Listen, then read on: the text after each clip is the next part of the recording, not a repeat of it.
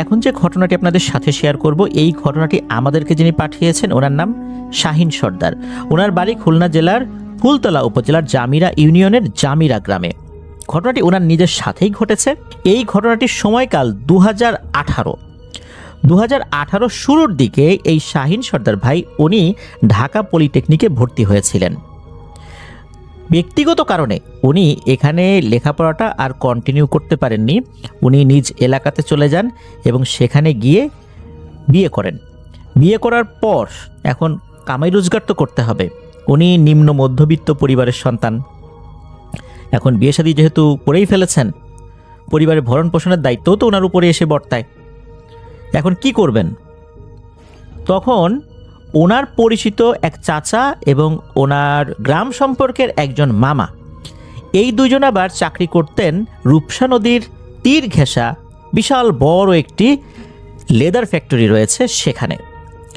যেহেতু ওনার এসএসসির রেজাল্ট ভালো ছিল, তাই ভালো একটা চাকরি ওনার হয়ে যায় ওই রেফারেন্সে, সুপারভাইজার পদে। এটি খুলনা নোয়াপাড়া যেই নদীর প্রবাহটা রয়েছে রূপসা নদীর, এর পাশেই ওই লেদার ফ্যাক্টরিটি অবস্থিত।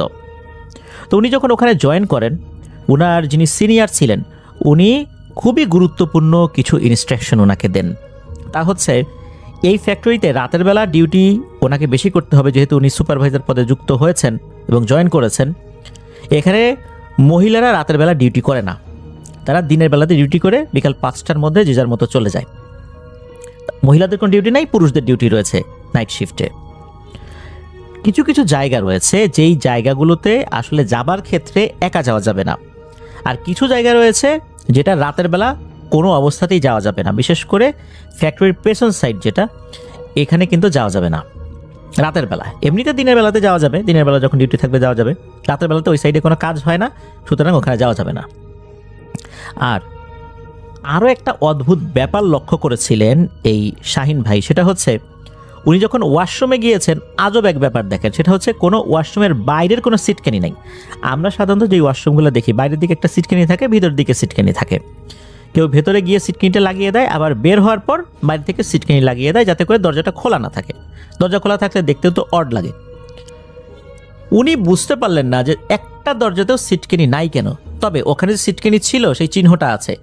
সিটকানি যেখানে লাগানো ছিল ওখানে যেই একটা চিহ্ন থাকে, যেখানে স্ক্রুগুলো বসানো হয়েছিল, সেই স্ক্রুগুলোর ওই জায়গাগুলো কিন্তু ফাঁকাই পড়ে আছে। সিটকানি নাই এটা দেখে উনি অবাক হলেন। আরও অবাক হলেন, একটা ওয়াশরুমেরও লাইট ভালো না, লাইট সবগুলোই নষ্ট। উনি যখন জিজ্ঞেস করলেন ওনার সেই মামা সবুজ মামা, তো সবুজ মামার কাছে জিজ্ঞেস করলে সবুজ মামা বলেন আরেকটা ভয়ঙ্কর ঘটনা। সেটা হচ্ছে ওয়াশরুমে রাতের বেলা কখনোই একা আসা যাবে না। দিনের বেলা আসতে পারবে, রাতের বেলা কেউ একা আসতে পারবে না। কেননা এই ওয়াশরুমে ভয় পেয়ে 2 জন মানুষ মারা গেছেন। ওয়াশরুমের বাইরে সিটকানি নাই, এর পিছনে একটা কারণ রয়েছে। কারণ হচ্ছে অনেকেই নাকি ওয়াশরুমে ঢোকার পরপরই বাইরে থেকে কে যেন সিটকানি মেরে দেয়। এরপর ভয়ঙ্কর কিছু অভিজ্ঞতা তাদের হয়। যে 2 জন মারা গিয়েছেন তারা জ্বর হয়ে মারা গিয়েছেন, তাদের অনুভূতি যেটা পরবর্তীতে ব্যক্ত করেছিলেন সেটা হচ্ছে তারা ওয়াশরুমে ঢোকার পর বাইরে থেকে কে যেন সিটকানি মেরে দিয়েছে এবং ভয়ঙ্কর ভয়ঙ্কর আওয়াজ তারা শুনেছেন। এতে করে ভয় পেয়ে ওখানেই ওনারা অজ্ঞান হয়ে যান। পরবর্তীতে সেখান থেকে উদ্ধার করা হলে ওনারা এই বিষয়গুলো বলেছিলেন। সবার বক্তব্যই একই রকম, আর 2 জন মারা গিয়েছিলেন। যেহেতু এরকম বাইরে থেকে সিটকানিটা মেরে দেওয়া হতো, এই কারণেই মূলত সিটকানিটা খুলে ফেলা হয়, যাতে করে বাইরে থেকে কেউ সিটকানি মারতে না পারে। আর লাইটগুলো এমনিতেই নষ্ট হয়ে যেত, সর্বোচ্চ 7 দিন ভালো থাকতো, তারপর এমনিতেই নষ্ট হয়ে যেত। কেন এমনটা হতো এই বিষয়টা যখন সবুজ মামাকে উনি জিজ্ঞেস করেছিলেন, তখন সবুজ মামা বলেছিলেন যে এই ফ্যাক্টরির বিশাল একটা অংশ 4টা শ্মশান জুড়ে রয়েছে। অনেক আগে এই নদীর ধারে 4টা শ্মশান ছিল। শুধু শ্মশান ছিল এটা বললেও ভুল হবে, এখানে কি 2টো অনেক পুরনো কবরস্থানও ছিল। এগুলোর উপরে এই ফ্যাক্টরিটা হয়েছে। আর এই ওয়াশরুমের যে অংশটা, এই অংশটা নাকি ওই শ্মশানের উপরে পড়ে গেছে। এই কারণে সমস্যাটা অনেক বেশি হয়। তো যাই হোক, এরকম ইনস্ট্রাকশন যখন উনি শুনলেন, এরপর বেশ সতর্ক হয়ে গেলেন। ওনার রাতের বেলা ডিউটি পড়তো বেশি।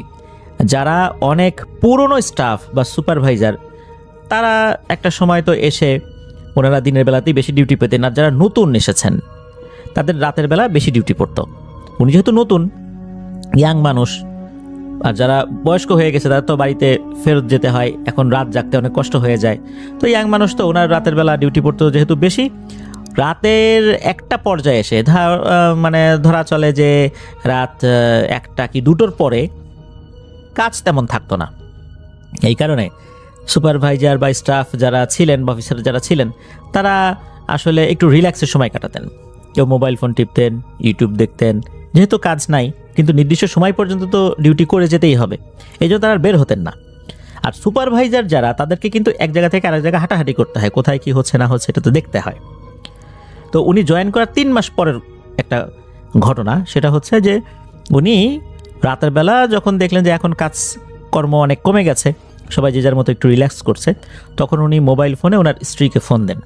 নতুন বিয়ে করেছেন, বাসায় ওনার স্ত্রী একা, এখন কথা বললে ওনার স্ত্রীও কিছুটা একাকিত্ব ওনার দূর হবে আর কি, ওইভাবে একাকিত্ব ফিল করবেন না, উনিও এই সময়টা কাটাতে পারবেন। উনি ওনার স্ত্রীকে ফোন দিয়েছেন, মাঝে মাঝে দিতেন, বিশেষ করে এরকম সময়গুলোতে যখন ওরকম কাজ থাকতো না।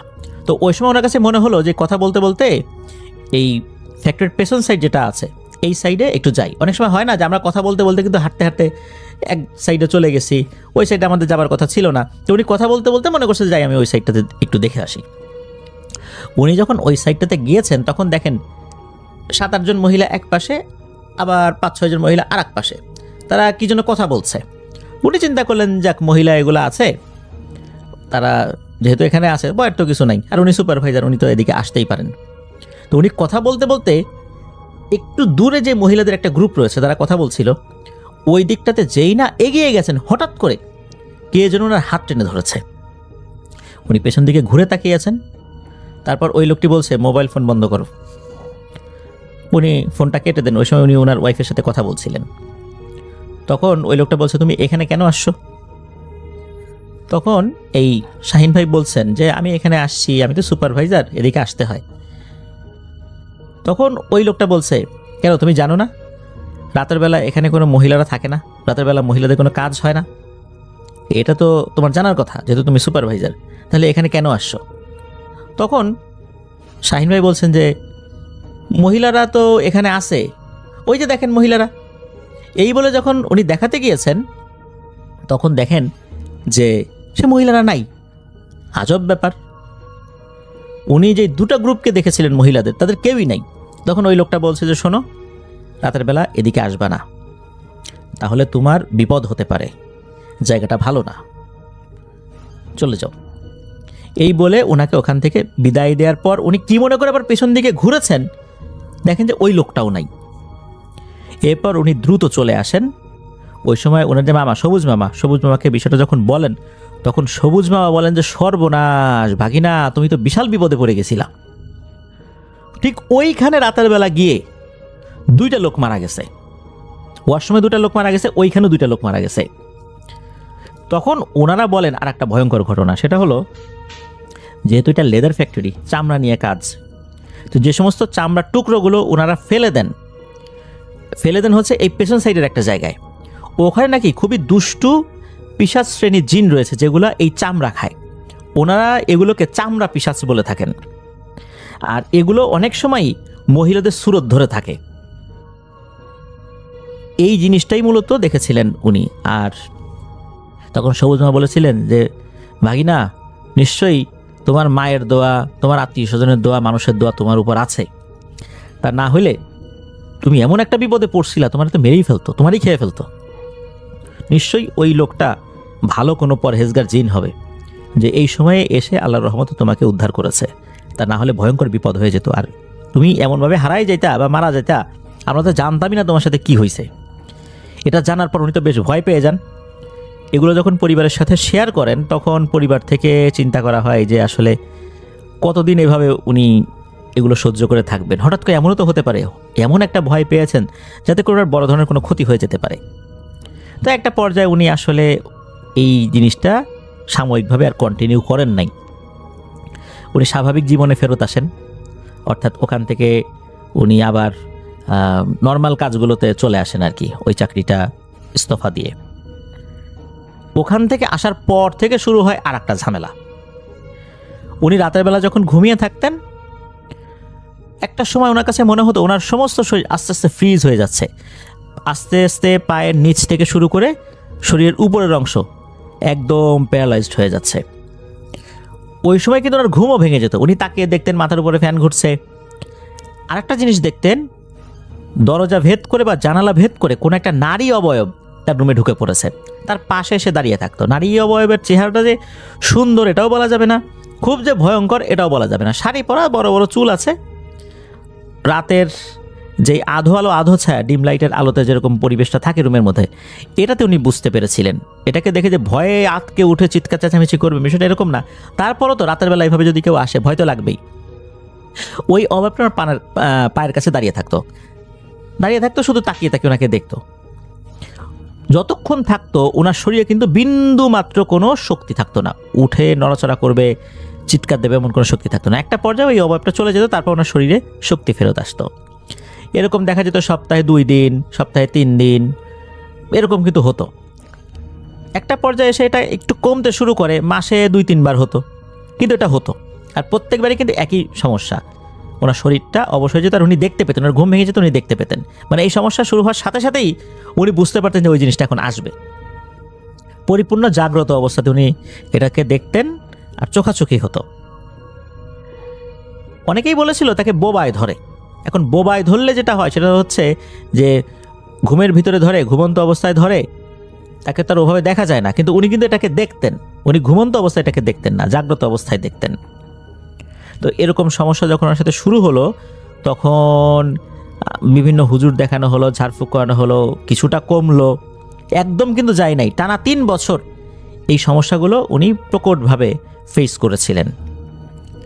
এরপর এসে আর একজন ভালো হুজুরের কাছে উনি যান। সে ভালো হুজুর যেটা করেছিলেন সেটা হচ্ছে যে ওই জিনটাকে হাজির করেছিলেন। ওই জিনটা বলতে যে ওনার সাথে যে জিনটা, ওই হুজুরের সাথে যে জিনটা, ওই জিনটাকে হাজির করেছিলেন। উনি বলেছেন জিন হাজির হওয়ার পর তাকে প্রশ্ন করতে যে কেন এই সমস্যাটা হয়। এরপর যখন এই শাহিন ভাই প্রশ্ন করেছিলেন, তখন ওই জিন একটা বিস্ময়কর তথ্য দেয়। সেটা হচ্ছে যে ওই যেই রাতে উনি ফ্যাক্টরির পেছন সাইডে গিয়েছিলেন, ওইখানে বেশ কয়েকটা ওই চামড়া পিশাচ গ্রুপ তারা ওখানে ছিল। তার টার্গেট করেছিল যে ওনাকে মেরে ফেলবে বলতে একদম খেয়েই ফেলবে। ওই সময় একটা পরহেজগার জিন ওদিক দিয়ে যাচ্ছিল, তখন এই শাহিন ভাইকে উনি আল্লাহর অশেষ রহমতে রক্ষা করেন। ওই সময় ওই জিনের বাচ্চা মেয়েটাও তার সাথে ছিল। উনি যখন চলে আসছেন বাড়িতে, ওই বাচ্চা মেয়েটা ওনার সাথে সাথে চলে আসে। মূলত এই বাচ্চা জিনটা সে খারাপ কেউ না, সে ভালো জিন, সে ভদ্র জিন। মূলত আসে এমনিতেই আসে। সে যদি ওই সময় সাথে না আসতো তাহলে ওই চামড়া পিশাচগুলো ওনার সাথে চলে এসে ওনার আরও বড় ধরনের ক্ষতি করতে পারতো। এই জন্য সে এমনিতেই আসে আর কি। এটা নিয়ে খুব বেশি উদ্বিগ্ন হওয়ার কিছু নাই।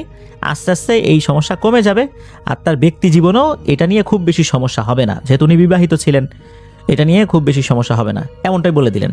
এরপর থেকে উনি আসলে ওভাবে এটা ট্রিটমেন্ট না করলেও এক রাতে ভয়ঙ্কর একটা ব্যাপার ঘটে। এটার ব্যাখ্যা উনি খুঁজে পান নাই যে কেন এমনটা হয়েছিল।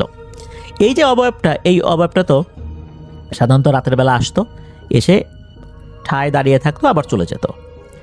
এক রাতে শাহিন ভাইয়ের যখন ঘুম ভেঙে যায়, ওনার যে অনুভূতিটা সেটা হলো পায়ের নিচ থেকে আস্তে আস্তে উপর দিকে অবশ হতে থাকতো। কিন্তু হঠাৎ করে মনে হলো ওনার পুরো শরীর অবশ হয়ে গেছে, আর শরীরের উপর প্রচণ্ড ভার উনি অনুভব করছেন। উনি চোখ খুলে তাকিয়ে দেখেন যে ওনার ঠিক তলপেটের উপরে ওই অবয়বটা বসে আছে। বসে বসে আল্লাহ আল্লাহ আল্লাহ এরকম জিকির করছে। তার শরীরটা একবার ডানে দোলায়, একবার বায়ে দোলায়। অনেকক্ষণ জিকির করতে করতে করতে করতে ওই অবয়বটা সেন্সলেস হয়ে তার গায়ের উপর ধপাস করে পড়ে গেল। আর নড়াচড়া করছে না। এই পুরো শরীরের ভরটা ওনার শরীরের উপরে, আর ওই অবয়বটার মাথায় যে চুলগুলো ছিল, এই চুলগুলো ওনার মুখের উপরে। উনি সামনের অনেক কিছু দেখতে পারছিলেন না, এদিকে ওনার পুরো শরীরটাও নাড়াতে পারছিলেন না। আর ওনার এই বডির উপরে আর একটা ভারী বডির ওয়েট তখন কিন্তু উনি অনুভব করছিলেন।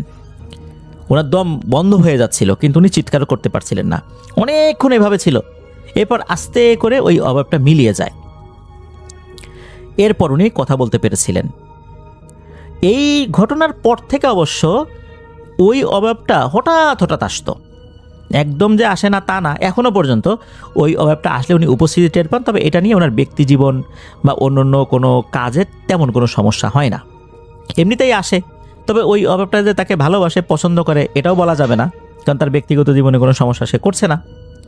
ওই সময়ে হয়তোবা তাকে দেখেছিল, চলে এসেছিল, আর শাহিন ভাইকে হয়তোবা বাঁচানোর জন্যই সে বিভিন্ন রকমের কাজ করে যাচ্ছিল। তারই একটা অংশ ওই দিনের জিকিরের একটা পার্ট হতে পারে বলে ধারণা করা হয়, তবে এটা নির্দিষ্টভাবে বলা যায় না। এখনও ওই জিনিসটা ওনার সাথেই আছে, তবে স্বাভাবিক পর্যায়ে আছে, মানে ওনাকে যে খুব যন্ত্রণা দেবে, কষ্ট দেবে, এমন কোনো কিছু না।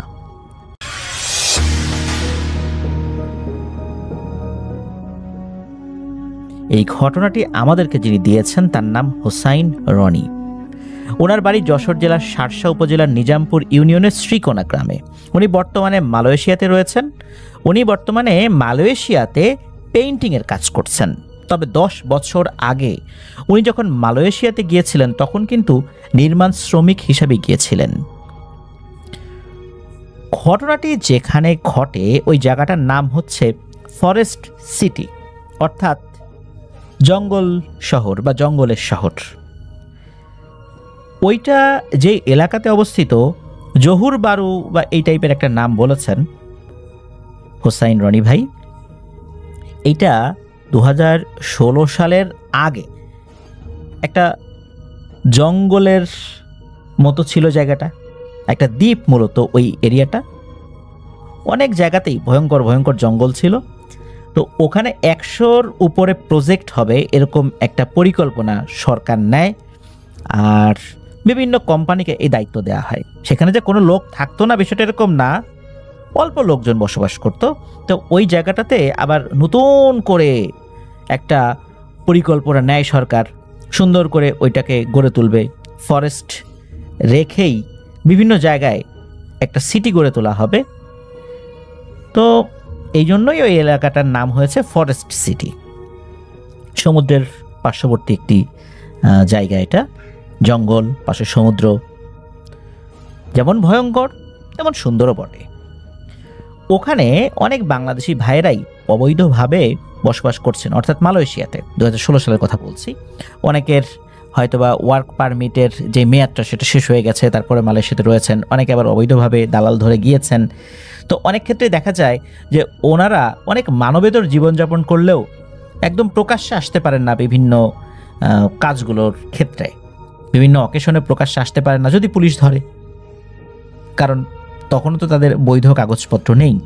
এরকম সমস্যায় কিন্তু অনেক মালয়েশিয়া প্রবাসী ভাইরাও রয়েছেন। শুধু মালয়েশিয়া না, বাংলাদেশের অনেক ভাইরাই যারা গিয়েছেন বিশ্বের বিভিন্ন জায়গাতে, এরকম সমস্যা অনেকেরই রয়েছে। ওইখানে একটি কোম্পানির প্রজেক্ট শুরু হয়। বিভিন্ন কোম্পানি তো দায়িত্ব পেয়েছিল। তো ওই কোম্পানির যিনি প্রজেক্ট ম্যানেজার উনি ছিলেন একজন চাইনিজ। তো উনি যখন ওখানে কাজ শুরু করেছেন, কাজ শুরু করার পরে উনি নাকি একটা স্বপ্ন দেখেন। উনি স্বপ্নে দেখেন কোনো অবয়ব এসে তাকে বলছে যে এখানে কাজ শুরু করবি না, যদি করিস তাহলে সমস্যা হবে। আর কী যে সমস্যা হবে তা তুই কল্পনাও করতে পারবি না। তখন নাকি স্বপ্নের মধ্যেই ওই প্রজেক্ট ম্যানেজার উনি সেই অবয়বকে জানান যে এখানে আমার কি দোষ, আমি তো চাকরি করি, আমাকে নিয়ে আসছে এই প্রজেক্টটা ঠিক সময় শেষ করার জন্য। তো এটা তো কোম্পানির কাজ যে তারা এখানে কাজ করবে কি করবে না, এটা তাদের সিদ্ধান্ত। আমার তো এখানে কিছু করণীয় নাই, আমার দায়িত্ব দেওয়া হয়েছে, আমি সেটা করব, এটা আমি থামাতে পারবো না। তখন নাকি স্বপ্নের মধ্যে বলা হয় যে তুই কাজ করতে পারবি 3টা শর্তে।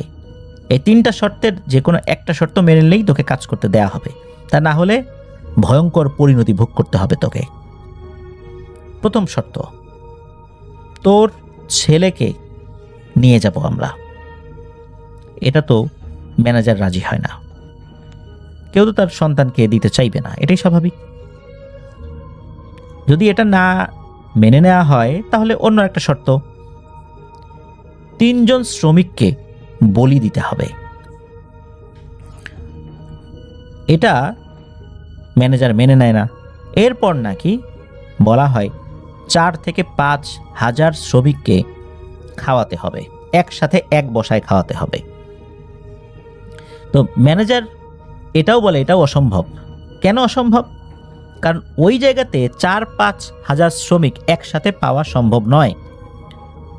এটা ওই জায়গার প্রেক্ষাপটে সেটা অসম্ভব ছিল। এখন ম্যানেজার কি আসলেই 3টা শর্ত রিজেক্ট করেছিল, নাকি কোনো একটা মেনে নিয়েছিল? নিজের সন্তানকে তো দিতে চাইল না। 4-5 হাজার শ্রমিককে এক জায়গায় করাটাও এটা টাফ ছিল, কারণ কোম্পানির নীতিগত সিদ্ধান্ত ছাড়া এই রকমের একটা কাজ করাটা অসম্ভব ছিল।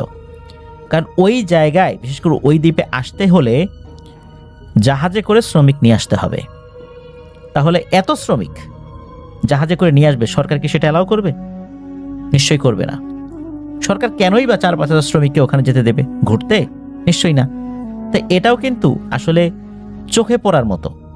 তাহলে নীরবে নিভৃতে কোনটা করা যায়? নিশ্চয়ই 3 জন শ্রমিককে বলি দেয়া। ম্যানেজার কি এটাই মেনে নিয়েছিলেন? চলুন সামনে এগিয়ে যাই। আসলে কি হয়েছিল সেখানে? কাজ শুরু হয়ে যায়। 3 শিফটে কাজ হতো। 24 ঘন্টাকে 3 ভাগে ভাগ করে 8 ঘন্টা 8 ঘন্টা 8 ঘন্টা, 3 8 24, এইভাবে 3 শিফটে কাজ হতো। 24 ঘন্টা কাজ চলতো। কি রাত, কি দিন, কি দুপুর, কি সকাল, কি ভোরবেলা, কি মধ্যরাত, কন্টিনিউ কাজ চলছে। কাজ চলতে চলতে যখন 30 তলা পর্যন্ত কমপ্লিট হয়ে যায়, ওটা ছিল 56 তলা বিশিষ্ট একটি বিল্ডিং, এরকম একটা প্রজেক্ট ছিল। 30 তলা হয়ে গেছে। ভারী মালামাল তোলার জন্য, আবার শ্রমিকরা যেন দ্রুত উপরে উঠতে পারে, এই জন্য কিন্তু আলাদা লিফট থাকতো। শ্রমিকদের তোলার জন্য আলাদা লিফট থাকে। তো 30 তলা যখন হয়ে যায় তখন শুরু হয়ে গেল সমস্যা। 30 তলা হইতে কিন্তু খুব বেশি দিন লাগে নাই, দ্রুত কাজ করেছে সবাই। 30 তলা হয়ে যাওয়ার পর যে শ্রমিকরা বিভিন্ন ফ্লোরে থাকতো ওইখানেই, তারা রাতের বেলা শুনতো তার ঠিক ইমিডিয়েট উপরের ফ্লোরে কে যেন দৌড়াদৌড়ি করছে। এত দৌড়াদৌড়ি করছে যে ঘুমাতে পারে না। এখন দেখা যাচ্ছে যে কাজ তো কন্টিনিউ হচ্ছেই, 24 ঘন্টায় কাজ হচ্ছে। হয়তোবা এই কারণেই কোনো একটা জায়গায় শব্দ হচ্ছে, কিন্তু না, তারা এমন এমন ফ্লোরে থাকতো যেই ফ্লোরে আসলে শব্দ হওয়ার কথা না। 30 তলার উপরে কাজ হবে, কিন্তু যারা একদম নিচের দিকে থাকে তাদের তো ইমিডিয়েট ছাদের উপরে কেউ ছিল না। তারা চিন্তা করলে এত রাত্রে দৌড়াদৌড়ি করে কেউ কেউ উপরে উঠে কিছুই দেখতে পেত না। এর মধ্যে ওখানে একটা আতঙ্ক ছড়িয়ে পড়ে শ্রমিকদের মধ্যে। সেটা হচ্ছে মাঝে মাঝে নাকি ওই প্রজেক্টের আশেপাশে বিল্ডিংয়ের কিনারে সাদা শাড়ি পরা কোনো একটা নারী অবয়বকে দৌড়াদৌড়ি করতে দেখতো। দৌড়ে ছাদ থেকে লাফ দিত, কিন্তু কোথায় যে পড়তো এটা কেউ দেখতো না। শ্রমিকদের মধ্যে একটা আতঙ্ক সৃষ্টি হয়ে যায়। এই আতঙ্কে অনেক শ্রমিক ভয়ে সেখান থেকে চলে যেতে থাকে। শ্রমিকদের সংখ্যা যখন কমে গেল তখন এই চাইনিজ ম্যানেজার পড়ে গেলেন এক বিপদে। কারণ তাকে তো একটা নির্দিষ্ট সময়ের মধ্যে কাজ শেষ করতে হবে। প্রত্যেকটা ফ্লোর, প্রত্যেকটা কাজের ইউনিটগুলো একটা নির্দিষ্ট সময় বেঁধে দেওয়া আছে যে এই কাজগুলো এই সময়ের মধ্যে শেষ করতে হবে। শ্রমিক চলে যাচ্ছে, এখানে উনি কাজ করাবেন কাকে দিয়ে? এই জন্য যেই শ্রমিকরা ছিল তাদের কাজের সময়টা বাড়িয়ে দেওয়া হয়। বিষয়টা এরকম যে প্রত্যেকের কাজ আর একটা গ্রুপের সাথে ওভারল্যাপ হবে আর কি। যেমন কারো 8 ঘন্টা, তো তারা তাদের কাজ করতে থাকবে, অন্যরা এসেও ওই সময় তারাও তাদের কাজ করতে থাকবে। তাদের 8 ঘন্টার জায়গায় 12 ঘন্টা করে দেওয়া হলো। মানে প্রত্যেকটা গ্রুপই 12 ঘন্টা করে কাজ করবে। 8 ঘন্টা পরে আর একটা গ্রুপ আসার পরে আগের গ্রুপও 4 ঘন্টা অতিরিক্ত কাজ করবে। তো এইভাবে প্রত্যেকটা গ্রুপ অতিরিক্ত করে 4 ঘন্টা বা 3 ঘন্টা এরকম কাজ করবে, তা না হলে তো কাজ শেষ হবে না। তো এইভাবে কাজ শুরু করা হলো। 30 তলা যখন হয়ে 31, 32 তলা এরকম হয়ে গেছে। তো এখানে একটা বিষয় রয়েছে, সেটা হচ্ছে এক একটা ফ্লোরের যখন ছাদ ঢালাই হয়, আমাদের দেশে আমরা দেখি যে কাঠ দিয়ে ফ্রেম করে উপরে ছাদ ঢালাই দেওয়া হয়। ইদানিং দেখা যাচ্ছে যে স্টিলের পাতগুলো দেয়া হয়। তো ওই রকমই ওইখানে অ্যালুমিনিয়ামের পাত দেওয়া হয়, দিয়ে ছাদ ঢালাই হওয়ার পর নির্দিষ্ট সময় পর সেগুলো আবার খুলে ফেলা হয়। এগুলো এবার পরবর্তী উপরে যে ছাদ ঢালাইটা দেওয়া হবে তখন সেগুলো সেখানে সেট করা হয়। এরকম একটা ফ্লোরে যখন অ্যালুমিনিয়ামের পাতগুলো খোলা হবে তখন একজন শ্রমিক একটা অংশে কাজ করছিলেন, সেখানকার অ্যালুমিনিয়ামের পাতটা উনি খুলবেন। তখন কিন্তু অনেক রাত, ওই রাতের শিফটে যারা কাজ করছিলেন ওইখানে আশেপাশে 5-6 জন লোক কাজ করছিলেন আর কি। ঠিক ওই জায়গাটাতে বিভিন্ন সাইড আছে, তো এই সাইডে এই কয়জন কাজ করবে, ওই সাইডে ওই কয়জন কাজ করবে। তো তখন একজন নাকি কাজ করতে করতে হয় কি, একটা অ্যালুমিনিয়ামের পাত কিছুতেই খুলতে পারছে না। উনি তখন পাশে আরেকজনকে ডাকেন, সে আসে। সে আসার পর দুইজন মিলে খুলতে পারছে না, এভাবে আরেকজনকে ডাকা হয়। এরকম করতে করতে তিনজনকে ডাকা হয়, প্রথমে একজন পরে তিনজন, মোট চারজন ব্যক্তি মিলেও কোনোভাবেই এই অ্যালুমিনিয়ামের পাতটাকে খুলতে পারছে না। অনেক চেষ্টার পর হঠাৎ করে অ্যালুমিনিয়ামের পাতটা এমনভাবে খুলে যায়, আর ওই অংশটা ছিল একদম ছাদের কিনারে, মানে ওই ফ্লোরের ছাদের কিনারে ছিল।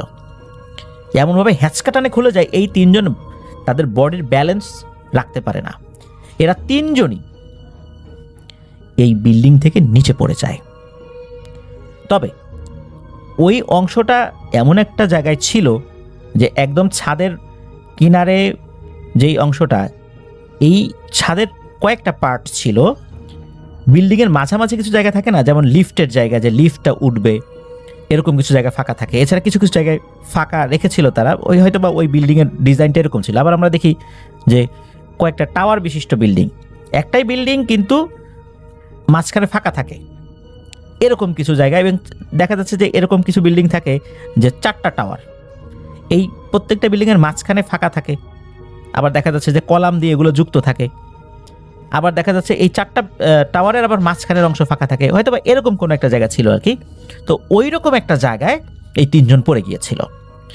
পড়তে পড়তে একজনের বডি এসে 8 তলায় পড়ে, আর একজনের বডি 2 তলায় পড়ে, আর একজনের বডি একদম নিচ তলায় পড়ে। আর আরেকজন, উনি ওই ধাক্কা খেয়ে নিচে পড়েন নাই, ওনার ধাক্কাটা ছিল উল্টো দিকে, তার মানে হচ্ছে যেই পাশটা আসলে কিনারে না ওই দিকে। উনি আল্লাহর রহমতে বেঁচে যান। তো ওনার মুখ থেকে এই ঘটনাটা শোনা যায়। যখন তিনজন নিচে পড়ে যায়, অনেক জোরে শব্দ হয়। তখন যারা ঘুমন্ত ছিল বা অন্যান্য সাইডে যারা কাজ করছিল, এরাও দৌড়ে চলে আসে, চিৎকার চেঁচামেচি শুরু হয়ে যায়।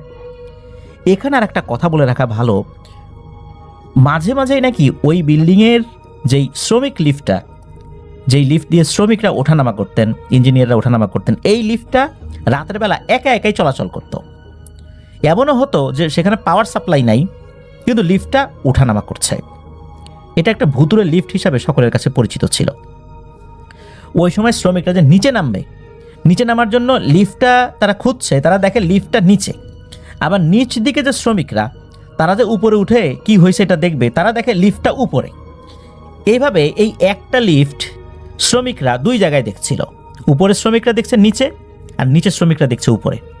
এখন তারা ছোটাছুটি শুরু করেছে, কি করবেন এখন? তখন এই 30 তলা থেকেই তারা নিচে নামবেন এমন সিদ্ধান্ত নেন। যে যেই ফ্লোরে ছিল, লিফটে তো আর ওঠানামা করা যাচ্ছে না, সবাই নিচে নামবেন। এভাবে তারা নিচে নামেন। হই হুল্লোড় শুরু হয়ে যায়, পুলিশকে খবর দেওয়া হয়। এই যে হুসাইন রনি ভাই জানিয়েছেন, ওই সময় অনেক শ্রমিকরাই নাকি বাইরে বের হতে ভয় পেয়েছেন, কেননা তাদের ওয়ার্ক পারমিট ছিল না, অবৈধভাবে এসেছেন, কাগজপত্র তখনও বৈধ হয়নি। বাইরে বের হলে, পুলিশের মুখোমুখি হলে তখন আরেকটা বিপদ হতে পারে। ইচ্ছা থাকার পরে ওনারা বাইরে বের হতে পারেন নাই। আর দুর্ভাগ্যজনক ব্যাপার হচ্ছে, এই তিনজন শ্রমিক যারা পড়ে গিয়েছেন, পড়ে নির্মমভাবে নিহত হয়েছেন, এই তিনজনই বাংলাদেশি রেমিটেন্স যোদ্ধা ভাই। তাদের বডি পুলিশ নিয়ে যায়, ফ্রিজিং করে রাখে। 15 থেকে 16 দিন পর তাদের ঠিকানা গুছিয়ে পুলিশ সরকারের পক্ষ থেকে লাশ বাংলাদেশে পাঠিয়ে দেয়। এরপর কি হলো? এরপরে ঘটলো আরও ভয়ঙ্কর কিছু ঘটনা। ঘটনা কিন্তু এখানেই শেষ নয়। এরপর রাতের বেলা অনেকেই নাকি এই তিনজন শ্রমিককে দেখতো, তারা বসে গল্প করছে, কান্নাকাটি করছে, হাঁটাহাঁটি করছে, কেউ কেউ নাকি তাদেরকে কাজও করতে দেখতো। এই সমস্যা যখন শুরু হয়ে গেল, ভয়ে লোকজন আরও এই প্রজেক্টের কাছ থেকে সরে অন্য প্রজেক্টে গিয়ে যোগ দিল। এরকম চলতে থাকলে তো আসলে একটা প্রজেক্ট চলতে পারে না, প্রজেক্টের কাজ বন্ধ হওয়ার উপক্রম। এমনই এক রাতের বেলা সবাই এক বিভৎস দৃশ্য দেখে আতঙ্কিত হয়ে পড়ে। কাজ করছে একটা ফ্লোরে লোকজন, হঠাৎ করে দেখে লিফটটা একা একাই উপরে উঠছে। নিশ্চয়ই কেউ লিফটে উঠবে, হ্যাঁ উঠছে। কে উঠছে? সেই চাইনিজ ম্যানেজার। কিন্তু চাইনিজ ম্যানেজার, এ কি অবস্থা? সবাই দেখলো ওই লিফটে মূলত চাইনিজ ম্যানেজার ঝুলে রয়েছে, বিভৎসভাবে তাকে হত্যা করা হয়েছে। তার লাশটা ওই লিফটে ঝুলিয়ে রাখা হয়েছে। এটা দেখার সাথে সাথে সবাই তো চিৎকার চেঁচামেচি শুরু করে, পুলিশকে খবর দেয়, পুলিশ আসে, চাইনিজ ম্যানেজারের লাশ উদ্ধার করা হয়, তার পরিবারের সাথে যোগাযোগ করা হয়। তার স্ত্রীর সাথে যখন যোগাযোগ করা হয়, তার স্ত্রী জানায় যে ওই রাতে অন্য আরেকজন ইঞ্জিনিয়ারের ডিউটি ছিল, হঠাৎ করেই নাকি কে যেন এসে তাকে ডাক দেয়। ওই সময় নাকি উনি ওনার স্ত্রীর সাথে ফোনে কথা বলছিলেন। ওনার স্ত্রী জানায় যে হঠাৎ করেই কেউ বলেছে যে প্রজেক্টে আগুন লেগেছে। যেহেতু উনি মেইন ম্যানেজার, পুরো প্রজেক্টের ম্যানেজার, উনি, ওনার আন্ডারে আরও ম্যানেজার রয়েছে, এখন আগুন লেগেছে, ওনাকে তো সেখানে যেতে হবে। উনি তখন ওনার স্ত্রীকে বলেছিলাম যে একজন লোক আসছে, বলতেছে যে প্রজেক্টে আগুন লেগেছে, তুমি ফোনটা রাখো, আমি একটু দেখে আসি, এটা নাকি বলেছে। এবং ওই লোক যে ডাকাডাকি করেছে, ফোনের অপর প্রান্তে চায়না থেকে তার ওয়াইফ কিন্তু সেটা শুনতেও পেয়েছে। এই জন্য উনি চিন্তা করছেন যে আগুন লাগছে, যাক, তার স্বামী যাবেই তো, এটা তো তার দায়িত্বের মধ্যেই পড়ে। কিন্তু উনি কিভাবে মারা গেলেন, ওনাকে কে হত্যা করলো, ওনাকে হত্যা করে এই লিফটে কে ঝুলিয়ে দিল, এই বিষয়টা তখন এক রহস্য হিসাবে রয়ে যায়।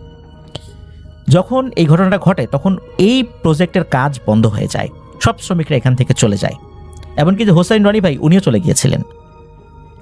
স্থানীয় এক হুজুরের মাধ্যমে এই তথ্যটা জানতে পারেন সকলে। এরপর আস্তে আস্তে এক মুখ দুই মুখ হতে হতে অনেকেই এই মূল বিষয়টা জানতে পারেন। হুজুর জানিয়েছিলেন কিভাবে ওনাকে স্বপ্ন দেখানো হয়েছিল, কি বলেছিল। মূলত এই চাইনিজ ম্যানেজার 3 জন শ্রমিককে বলি হিসাবে দিতে রাজি হয়েছিলেন। উনি নাকি জানতেন যে কোন অংশে এই 3 জন শ্রমিক দাঁড়াবে। মূলত ওই ইউনিটেই এই 3 জনকে কাজ দেয়া হয়, 3 জন ছাড়াও আরও কয়েকজনকে কাজ দেয়া হয়। কিভাবে ওরা মারা যাবে, কিভাবে ওদেরকে দুর্ঘটনায় ফেলে হত্যা করা হবে, এই দায়িত্বটা নাকি ওই জিনদের ছিল। ওরা এভাবেই ওই অ্যালুমিনিয়ামের পাতটাকে এমনভাবে আটকে রেখেছিল, এবং যখনই খুলে যায় তখনই যে হ্যাঁচকা টানটা অনুভূত হয়, তখন এই 3 জনকে এক সাইড থেকে ধাক্কা দিয়ে ফেলে দেয়। এভাবেই এই 3 জন নিহত হয়। নিহত বলাটা ভুল হবে, হত্যাকাণ্ডের শিকার হয়। এরা মারা যাওয়ার পর কিছু ভালো জিন, তারা ক্ষুব্ধ হয়ে মূলত এই চাইনিজ ম্যানেজারকে হত্যা করেছিল। এটাই সেই হুজুর বলেছিলেন। প্রায় 3 মাস এই প্রজেক্টের কাজ বন্ধ ছিল। এরপর পুনরায় ওই প্রজেক্টের কাজ শুরু হয় এবং কাজ শেষও হয়। এই ঘটনার পর এই হোসাইন রনি ভাই উনি চিন্তা করেন যে উনি আর কনস্ট্রাকশন রিলেটেড কাজ করবেন না। এরপর থেকে উনি পেইন্টিংয়ের কাজে নিজেকে মনোনিবেশ করানোর চেষ্টা করেন। এখন পর্যন্ত উনি পেইন্টিংয়ের কাজই করছেন মালয়েশিয়াতে। প্রিয় লিসেনার্স, একবার ভাবুন 30 তলা থেকে কিভাবে তারা নিচে পড়ে গেলেন। পরিবারের মুখে হাসি ফোটানোর জন্যই তো কঠিন এই কাজটি ওনারা করছিলেন। ওনারা কি জানতেন মৃত্যুর আগে যে ওনারা কি ভয়ঙ্কর এক চক্রান্তের শিকার হচ্ছেন? আমার ধারণা যে ওনাদের পরিবারও এই বিষয়টা ওইভাবে জানতেন না। ওনাদের নাম কি, ওনাদের বাড়িটা এক্স্যাক্ট কোথায়, এটা হোসাইন রনি ভাই আমাদেরকে জানাতে পারেননি।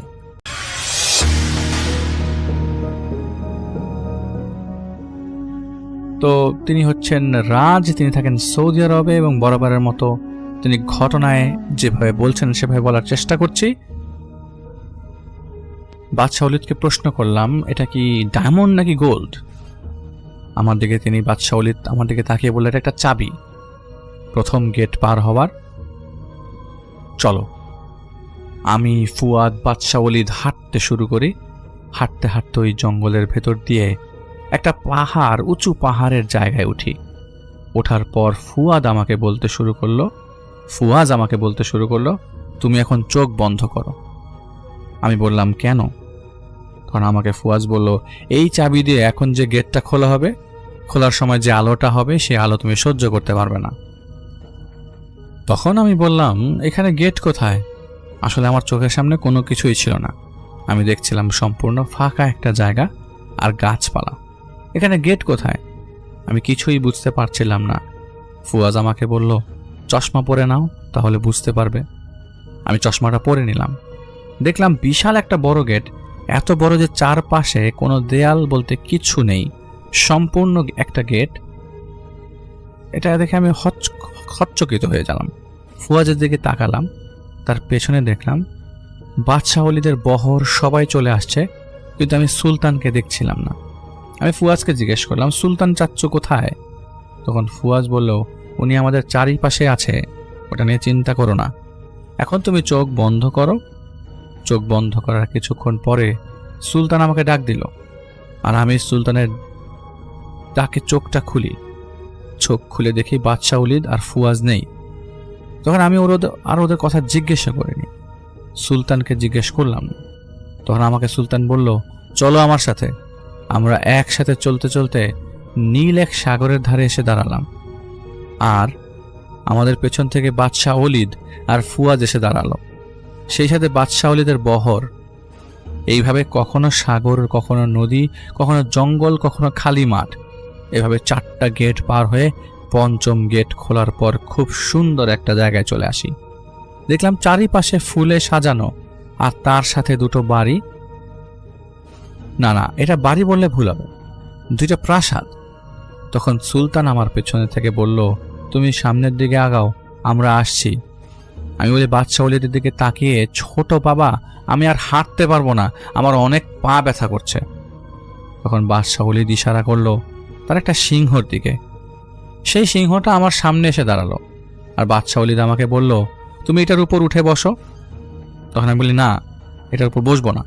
আসলে এত সুন্দর স্নিগ্ধ পরিবেশ, এত সুন্দর ফুলের ঘ্রাণ আমাকে এমনভাবে ক্রাশ করেছে যে আমার পুরো শরীর ক্লান্ত হয়ে গেছে। সুলতান এটা বুঝতে পেরে সুলতান বলেছে আমাকে, ঠিক আছে, তুমি এখানে থাকো, আমরা আসছি। এটা বলে ওরা চলে যায়। আর আমি দেখলাম ওই ফুলগুলোর মাঝে বেশ খানিকটা দূরে একটা গাছ, আর আমি চলতে চলতে সেই গাছের নিচে যেয়ে বসলাম। কখন জানি আমার চোখ লেগে গেল, টায়ার্ডনেসের কারণেই হয়তো বা লেগে গেছে, ঘুম চলে আসলো। আমি বুঝতেই পারি নাই। আমার ঘুম ভাঙে হইচই বা ঝগড়ার আওয়াজ শুনে। আমি বসা থেকে উঠে দাঁড়াই। 2জন ব্যক্তি ঝগড়া লেগেছিল, তাদের মধ্যে একজন এসে আমাকে ধাক্কা দেয়, আর আমি পড়ে যাই সাথে সাথে। আর দ্বিতীয় ব্যক্তিটা দেখছিলাম, সে তেজ গতিতে এসে আমাকে 4-5টা লাথি দিয়ে দিয়েছিল, আর অজানা ভাষায় গড়গড় করে কিছু একটা বলছিল। ঠিক তখন বাদশাহ ওলিদ চলে আসে। সেখানে তাদের 2জনের মধ্যে একজনকে ধাক্কা দিয়ে দূরে সরিয়ে দেয়, আর দ্বিতীয়জন বাদশাহ ওলিদকে তুলে ধরে কয়েকটা আছাড় দিয়ে দূরে সরিয়ে দেয়। আর আমার দিকে তাকিয়ে ঘুরে ফুয়াজ চলে আসে। ফুয়াজ এসে তাকে একটা ধাক্কা দেয়। তখন সেখানে থাকা 2জনে একসাথে দাঁড়ায়। তারা ফুয়াজকে দেখে নর্মাল হয়ে যায়। বাদশাহ ওলিদ আমার কাছে এসে দাঁড়ায়। ফুয়াজ অজানা ভাষায় তাদেরকে কিছু একটা কথা বলেছিল। কিছুক্ষণ ওই 2জন চুপ থেকে আমাকে বাংলায় বলছিল, আর আমরা দুঃখিত, আমরা না জেনে তোমাকে আঘাত করে ফেলেছি। ফুয়াজ আমাকে তাদের পরিচয় দেয়। একজনের নাম তুষার, আর একজনের নাম পান্না। এরাই 5ম রাজ্যের সব থেকে শক্তিশালী জিন। তখন আমাকে ওরা নিয়ে আসে পান্নার প্রাসাদে। সেখানে আমাদেরকে অনেক আপ্যায়ন করা হয় ফল দিয়ে। সেখানে সব থেকে আশ্চর্যের বিষয় হচ্ছে, আমি সেখানে পান্নার প্রাসাদে একটা মানুষ দেখেছিলাম। সেই মানুষটা আমাদের দিকে তাকিয়েছিল, কিন্তু কোনো কথা বলেনি, আমিও কথা বলিনি। কিছুক্ষণ পর সে প্রাসাদ থেকে বের হয়ে তুষার নামে জিনটা দেখেছিলাম দাঁড়িয়ে, আর সে ফুয়াজকে বলতে লাগলো আমাদের সাথে যে সে যেতে চায়। তখন পান্না নামে ওই জিনটা বলল যে আমি যেতে চাই, যদি আপনারা কিছু মনে না করেন। তখন ফুয়াজ বলল, না, লাগবে না। ঠিক তখন সুলতান তুষারের পেছনে এসে দাঁড়ালো। পান্না সুলতানকে দেখে এক হাঁটু গেটে বসে বুক হাত দিয়ে বলতে লাগলো, আপনি এত বছর পর মানব রাজ্য থেকে ফিরে এসছেন। তখন তুষারও তাকে দেখে বসে গিয়েছিল, কারণ সে তো সুলতান। সুলতান তাদের কথার উত্তর না দিয়ে আমার দিকে তাকিয়ে আর বলতে লাগলো, ওর গায়ে হাত তুলেছে কে? তখন পান্না আর তুষার কোনো একটা অজানা ভাষায় সুলতানকে কিছু একটা বলে ক্ষমা চাইতে লাগলো। সুলতান আমার দিকে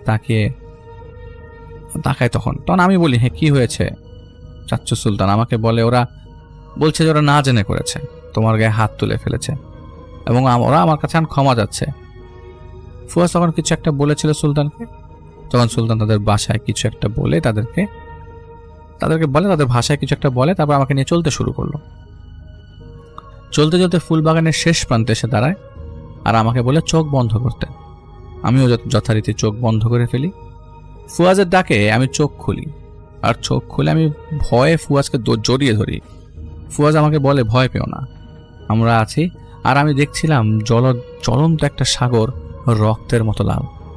সাগরের পানিটা নিচে মনে হয় অগ্নি ছিল, সাগরের পানিটা বুট বুট করে ফুটছিল, কিন্তু আমি সেই সাগরের রক্তের উপর দাঁড়ানো।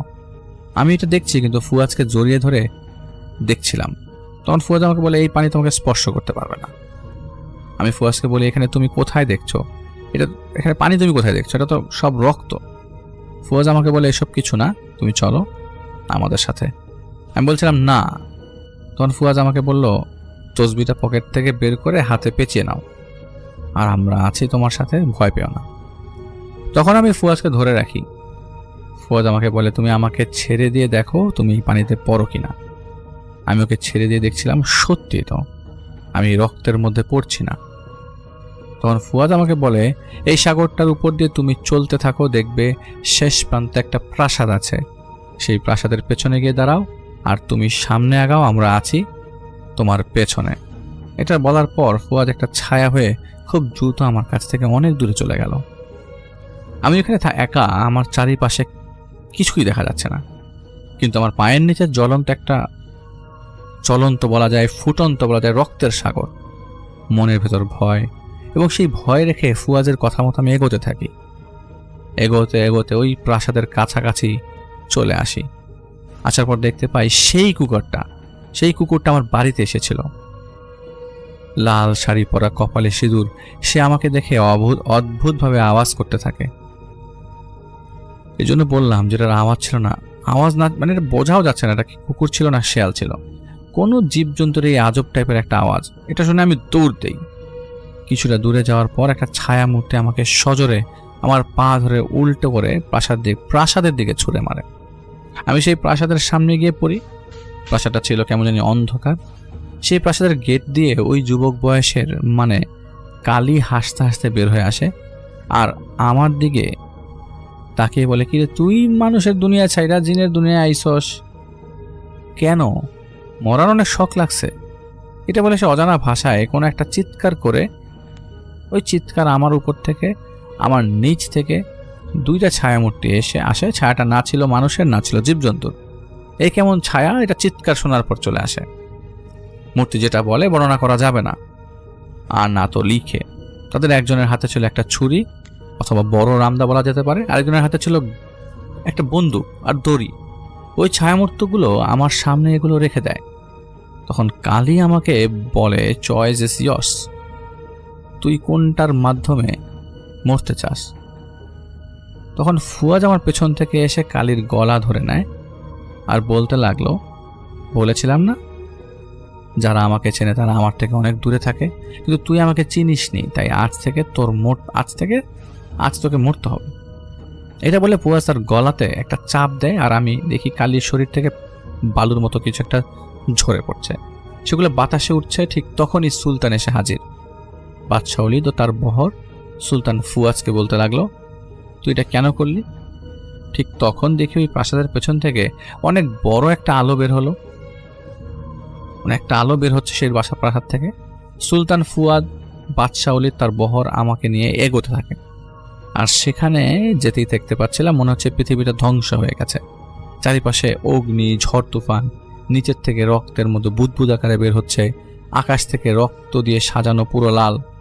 তখন দেখলাম সুলতান এক পা এগিয়ে হুঙ্কার দিয়েছে। এই হুঙ্কার সবকিছু নিস্তব্ধ।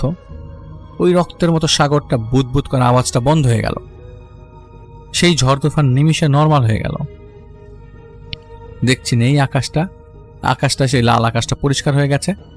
সুলতান আমাকে নিয়ে একটা প্রাসাদে ঢোকে। সেখানে গিয়ে দেখি একটা রাজসভা।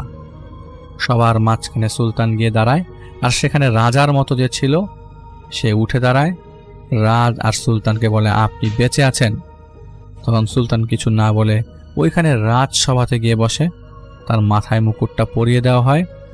আমি তখন ওইখানে থাকা এন্টিটিদের দেখে অজ্ঞান হয়ে যাই। এত বীভৎস, এত জঘন্য, এত কুৎসিত, যেগুলো দেখে আমি জ্ঞান হারিয়েছিলাম। ফুয়াজ আমাকে বলে, নর্মাল করার চেষ্টা করে বলে যে, ঠিক আছো কিনা? আমি বললাম হ্যাঁ। তখন সুলতান আমাকে তার পাশে একটা চেয়ারের মতো আছে সেটাতে বসতে দিল। আমিও তার কথা মতো তার পাশের চেয়ারে বসি, আর দেখছিলাম আমার বাবাকে যারা মেরেছিল তাদের সবাইকে সামনে নিয়ে আসা হলো, তাদেরকেও নিয়ে আসা হলো। যারা বাদশাহ ওলীদের ছেলেকে মেরেছে, বাদশাহ ওলীদের কাছের সেই লোকজনকে মেরেছে। আমি কিছুই বুঝতে পারছিলাম না। সুলতান একটা আদেশ দেয়, হাত তুলে। তখন আমি দেখছিলাম তাদের হাতে চেন পরানো হচ্ছে, কোনো একটা অদৃশ্য জিনিস চেনটা পরাচ্ছে। তাদেরকে টানতে টানতে বাইরে বের করে নিয়ে আসে। বাইরে থেকে অনেক চিৎকার শুনছিলাম, আর কিছুক্ষণ পর সেই চিৎকারগুলো উধাও হয়ে গেল। সুলতান উঠে দাঁড়ায়, তার মাথার মুকুটটা খুলে প্রথমে যেখানে বসেছিল তার মাথায় পরিয়ে দেয়, আর বলে, আমি মুসলমান, আমি বিধর্মী নই। তখন সেই লোকটা কিছু একটা বলতে যাবে, তার মুখ বন্ধ করে আমার দিকে ইশারা করে বলছিল, আমাকে এরই রক্তের কেউ একজন মুসলিম করেছে, কিন্তু আমি মুসলমান হওয়ার আগে আমি ওই রক্তের কেউ একজনকে নৃশংসভাবে মেরে ফেলি, আর ভেবেছিলাম আমি ওর বংশকে নির্বংশ করে দেব। ঠিক তখন ওর দাদা আর বাবা পৃথিবীতে জন্ম নেয়।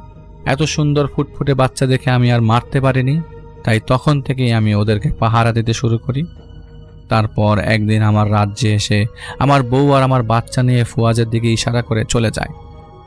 মানবের দুনিয়াতে যখন ওর দাদার বাবা মসজিদের ইমাম হয়েছিল, তখন আমি মানুষের রূপে এসে তাদের কাছে মুসলমান হই। আমার পুরো পরিবার পরে এক সময় তার কাছে ক্ষমা চাই। বলেছিলাম, আমি তোমার বাবাকে মেরেছি, তোমার পূর্ব বংশের কাউকে মেরেছি, এই জন্য তুমি এতিম হয়েছিলে, আর আমাকে তুমি সত্যের সন্ধান দিয়েছ। এখন তুমি যেটা শাস্তি দেওয়ার আমাকে দিতে পারো। সেই ছেলেটা আমাকে বলেছিল, তুমি আমার বাবাকে মেরেছ, আজকে থেকে তুমি আমার বাবা হয়ে থাকতে হবে, আমার পাশে থাকবে, আমার পুরো বংশের পাশে এসে থাকবে। সেই থেকে আমি মানবের দুনিয়াতে তখন সুলতান ওই মুকুট পরার লোকটাকে নিয়ে বাইরে এসে দাঁড়ায় আর হুঙ্কার দিয়ে কিছু নাম বলে। এটা আমি বুঝতে পারছিলাম যে সুলতান তাকে রাজা বলে ঘোষণা করে দিয়েছে। আর সুলতানের আগের নাম আমি প্রকাশ করতে পারছি না, কারণ সুলতানের নাম আমারই বংশের কেউ আমাকে দিয়েছিল সুলতান, তাই আমি সেই নামে উচ্চারণ করতে চাই না। তারপর আমি সুলতান, ফুয়াজ, বাদশাহ ওলীদ এবং তার বহর একসাথে রওনা দিয়ে শুরু করি প্রাসাদ থেকে বের হওয়ার পথ। পরে সুলতানের অদ্ভুত দুটো সিংহের গাড়ি দেখতে পাই। সুলতান আমাকে বলে, তুমি এই গাড়িতে উঠে বসো। আমি তার কথা মতো উঠে বসি, আর আমার দরজার পাশে এসে বলল, তুমি ঘুমিয়ে পড়ো। আমিও চোখ বন্ধ করে রাখি। কিছুক্ষণ পর আমার ঘুম চলে আসে, আর আমার চোখ খুলে হানির ডাকে। আমি চোখ খুলে দেখি আমি আমার ঘরে।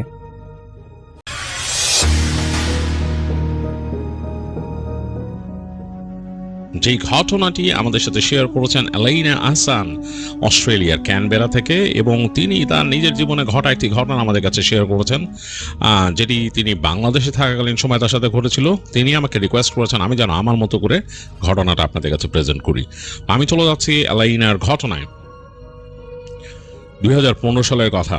এলাইনা তখন ঢাকার উত্তরায় বসবাস করেন। তিনি বাংলাদেশের একটা প্রাইভেট ইউনিভার্সিটিতে পড়াশোনা করতেন। তো তাদের বাসা বেশ ছিমছাম ছিল, গোছালো উত্তরাতে, কিন্তু সেই বাড়িটা তার বাবা ভাঙার প্ল্যান করেন। তারা বাড়িটা তৈরি করবেন নতুন করে। তো এই সময়টাতে তার বাবা তাদের নিয়ে মুভ করে গেলেন গাজীপুরে। তাদের একটা বাড়ি ছিল, বাংলো বাড়ি, এটা তার বাবা অনেক আগে করেছিলেন সেখানে।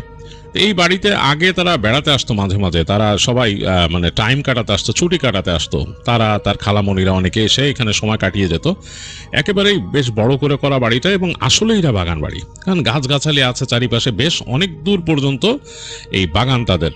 তার বাবা এখানে আমের বাগান করেছেন, পেয়ারার বাগান করেছেন, আর তারপরে বেশ খানিকটা ফাঁকা জায়গা তাদের, ওইখানে কোনো চাষাবাদ হয় না, একেবারে বিস্তৃত জায়গা, ঘাস বড় বড় হয়ে গেছে, এবং তার পাশে বাউন্ডারি ওয়াল। তো এই বাউন্ডারি ওয়ালের ওই পাশে হলো মানুষের ফসলি জমি ইত্যাদি ইত্যাদি, নদীও আছে দূরে। তো মোটামুটি বাড়িটা কিন্তু একদম নিঝুম। দিনের বেলা অনেক পাখি থাকে, পাখি ডাকতে থাকে চারিপাশে, এবং সন্ধ্যার পর বেশ মানে ভুতুড়ে বাড়ির মতো লাগে। তো এই বাড়িতে আসাটা এলাইনার খুব একটা পছন্দ হয় না, এই কারণ সে একা চলাফেরা করতো। যখন সে থাকতো উত্তরাতে, সে বাসে করে চলে যেত তাদের ইউনিভার্সিটি ক্যাম্পাসে। এখান থেকে যাওয়াটা বেশ কঠিন, কারণ এই তাদের বাড়িটা হচ্ছে এমন যে রাস্তার পাশে যে রাস্তাটা দিয়ে গেছে, সেই রাস্তার পাশ থেকে তাদের বাড়ির মূল গেট, সেখান থেকে অনেক দূর হাঁটতে হয়, বা গাড়ি নিয়ে আসলেও বেশ অনেকখানিক চলে তারপর আসতে হয় তাদের গাড়ি বারান্দায়। তো গাড়ি যদি না থাকে সে মোটামুটি আটকা, কারণ ওখানে যে দাঁড়ায় থেকে বাস পাবে এমনও কোনো কথা নাই। যদিও এলাইনা মোটামুটি নিজে চলে স্বাচ্ছন্দ্য ফিল করে, সে বাসে উঠতে পারে, কোনো সমস্যা নেই। তো যাই হোক, এই বাড়িতে আসার পর এটা একটা বড় সমস্যা হয়ে গেলো। সে বাসায় একটু মানে গাইগুই করলো যে এইখানে যে আমরা থাকতেছি, এখানে কেন থাকতেছি, আমরা তো অন্য জায়গায় বাসা ভাড়া নিয়ে থাকতে পারতাম আমার ইউনিভার্সিটির কাছে, অথবা আমাকে কোনো হোস্টেলে দিয়ে দাও। তো তার বাসায় এগুলো কিছুই শুনবে না। তার বাবা বলতেছিল যে তার বিয়ের কথাবার্তা হচ্ছে, এখন তো সম্ভবই না। তো এটাতে তার মন আরও খারাপ হয়ে গেল। এখন কিছু করার নাই। তার বাবা খুব স্ট্রিক্ট মানুষ। তো এই বাসায় থাকতে হচ্ছে তাকে। বাসাটা তার একটু অন্যরকম লাগলেও বেশ ভালো লাগতো, কারণ হচ্ছে এই বাসার ছাদে উঠলে, এই বাসার ছাদটা হচ্ছে 2 তলার উপরের ছাদ, এবং প্রত্যেকটা ফ্লোর একটু উঁচু, পুরোনো আমলের বাড়ির মতো উঁচু করে করা হয়েছে, যেহেতু বাংলো বাড়ি। তো ছাদে উঠলে তাদের যে পাশের যে রেলিংটা খুব সুন্দর করে কাজ করে করা হয়েছে, খুব সুন্দর করে ভালো মুন্সিয়ানা দেখাইছে। যারা কাজ করছে তারা খুব ভালো মতো করছে কাজটা, রাজমিস্ত্রিরা। তো সেই সুন্দর রেলিংয়ে দাঁড়াইলে খুব লাগতো, তার কাছে বেশ লাগতো, বেশ সুন্দর করে রং করা। ওখান থেকে দাঁড়ালে দেখা যেত তাদের যে এই গাছগাছালি বাগান, সেগুলোর উপরই ভাগটা দেখা যেত। গাছের একটা অংশ মনে হচ্ছে পুরো একটা গাছের একটা সারি এভাবে দেখা যেত, এবং সেইখান থেকে দূরে তাদের সেই বাউন্ডারি ওয়ালের ওই পাশে হালকা যে সবুজ ক্ষেতের অংশ এবং দূরে নদী, এগুলো দেখা যেত। তো এগুলো তার কাছে খুব ভালো লাগতো। আর বাসার মধ্যে মা থাকতো, আর তার খালাতো বোনরা আসতো বেড়াতে। তো মোটামুটি এইভাবে সময় কাটতেছিল অ্যালিনার। তো যাই হোক, এই সময়ের মাঝেই তার বিয়ের কথা আরও বেশি জোরালোভাবে পাকাপাকি হওয়া শুরু করে। তো এইটাতে একটু তার কাছে মন খারাপ হয়, কারণ সে এত দ্রুত বিয়ে করতে চাচ্ছিল না, কিন্তু বাসার চাপাচাপি ইত্যাদিতে সে এখন বলে আচ্ছা ঠিক আছে, রাজি হয়ে যায়। তো বাসায় বেশ আয়োজন চলছে তাদের বাসায়। আর তখন এরকমই ঝড়ো একটা মৌসুম। এরকম সময় একদিন তার বিয়ের কথা ঠিক হয়ে গেল যে অমুক দিন বিয়ে হবে। তো বাসায় বেশ তোড়জোড়, তার খালারা আসছে, সবাই আসছে, খুব আয়োজন হচ্ছে বাসায়। তো অ্যালিনের কাছে কেমন জানি একটা মিশ্র অনুভূতি হচ্ছে। মানে এই বাসায় উঠলাম, এই বাসায় এসে এই বাসাটাকে আমার ভালো লাগা শুরু করলো, এখন চলে যেতে হবে এখান থেকে, নিজের কাছে জানি কেমন লাগছে। তো এইভাবে করে তার সময় কেটে যাচ্ছে। তো এর মধ্যে বিয়ের পুরোপুরি ডেট ফিক্সড হয়ে গেল যে কবে হলুদ, কবে বিয়ে, ইত্যাদি ইত্যাদি। তো অ্যালেইনাদের বাসায় বিশাল একটা উৎসবমুখর পরিবেশ। নিকট আত্মীয়রা চলে আসছে, খালা, মামা, চাচি, ফুপু এরা আসছে, সবাই বেশ আনন্দ করছে। অ্যালেইনার মনেও একটা মিশ্র অনুভূতি। সে আসলে মনে হচ্ছে যে স্বপ্নে দেখছে সবকিছু, তার কাছে মনে হচ্ছে যে একটা স্বপ্নে দেখা জগৎ। তো এরকম দেখতে দেখতেই তার হলুদের দিন চলে আসলো। তো হলুদ নিয়ে তাদের ওখানে কথা হয়েছে এরকম যে ছেলে আর মেয়ে তারা একই দিনে হলুদ করবে। কেউ কাউকে হলুদ দিতে আসবে যাবে না, তবে ছেলের বাসা থেকে একটা ডালা পাঠাবে, ওই মাছ আর কি পাঠায়, এবং মেয়ের বাসার থেকেও যাবে একটা ডালা নিয়ে। তো এরকমই তাদের মধ্যে একটা কথাবার্তা হয়েছে। তো অ্যালাইনাকে হলুদ দেওয়া হবে, বাসার সবাই হলুদ দেবে। তো এই জিনিসটা অ্যালাইনা সবসময় দেখছে বিভিন্ন অনুষ্ঠানে, বাট তার নিজের হবে তার কাছে জানি কেমন লাগতেছে। তো সকাল থেকে বেশ ব্যস্ততা, সারাক্ষণ বাসার মধ্যে দেখলো যে আত্মীয় স্বজনরা গল্প করতেছে, যারা বাইরের থেকে আসছে, মানে আত্মীয় স্বজন, তারা মিষ্টি খাচ্ছে, বিভিন্ন রকম রান্না হচ্ছে, গল্প গুজব হচ্ছে।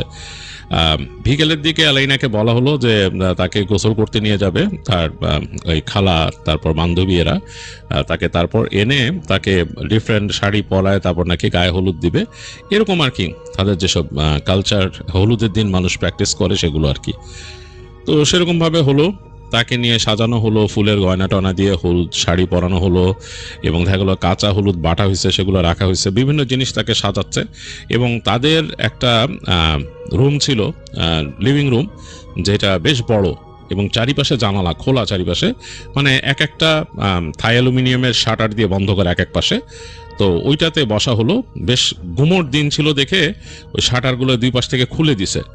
তো অ্যালাইনাকে বসানো হয়েছে একটা স্টেজ করে এই পাশে। তো স্টেজের মধ্যে বসে অ্যালাইনা দেখতেছে সেই খোলা জানালা দিয়ে দূরে দেখা যাচ্ছে গাছের সারি, গাছগুলো নড়তেছে এবং মেঘে মেঘে ছেয়ে যাচ্ছে চারিদিক, মানে তখন বেলা প্রায় পড়ে যাচ্ছে।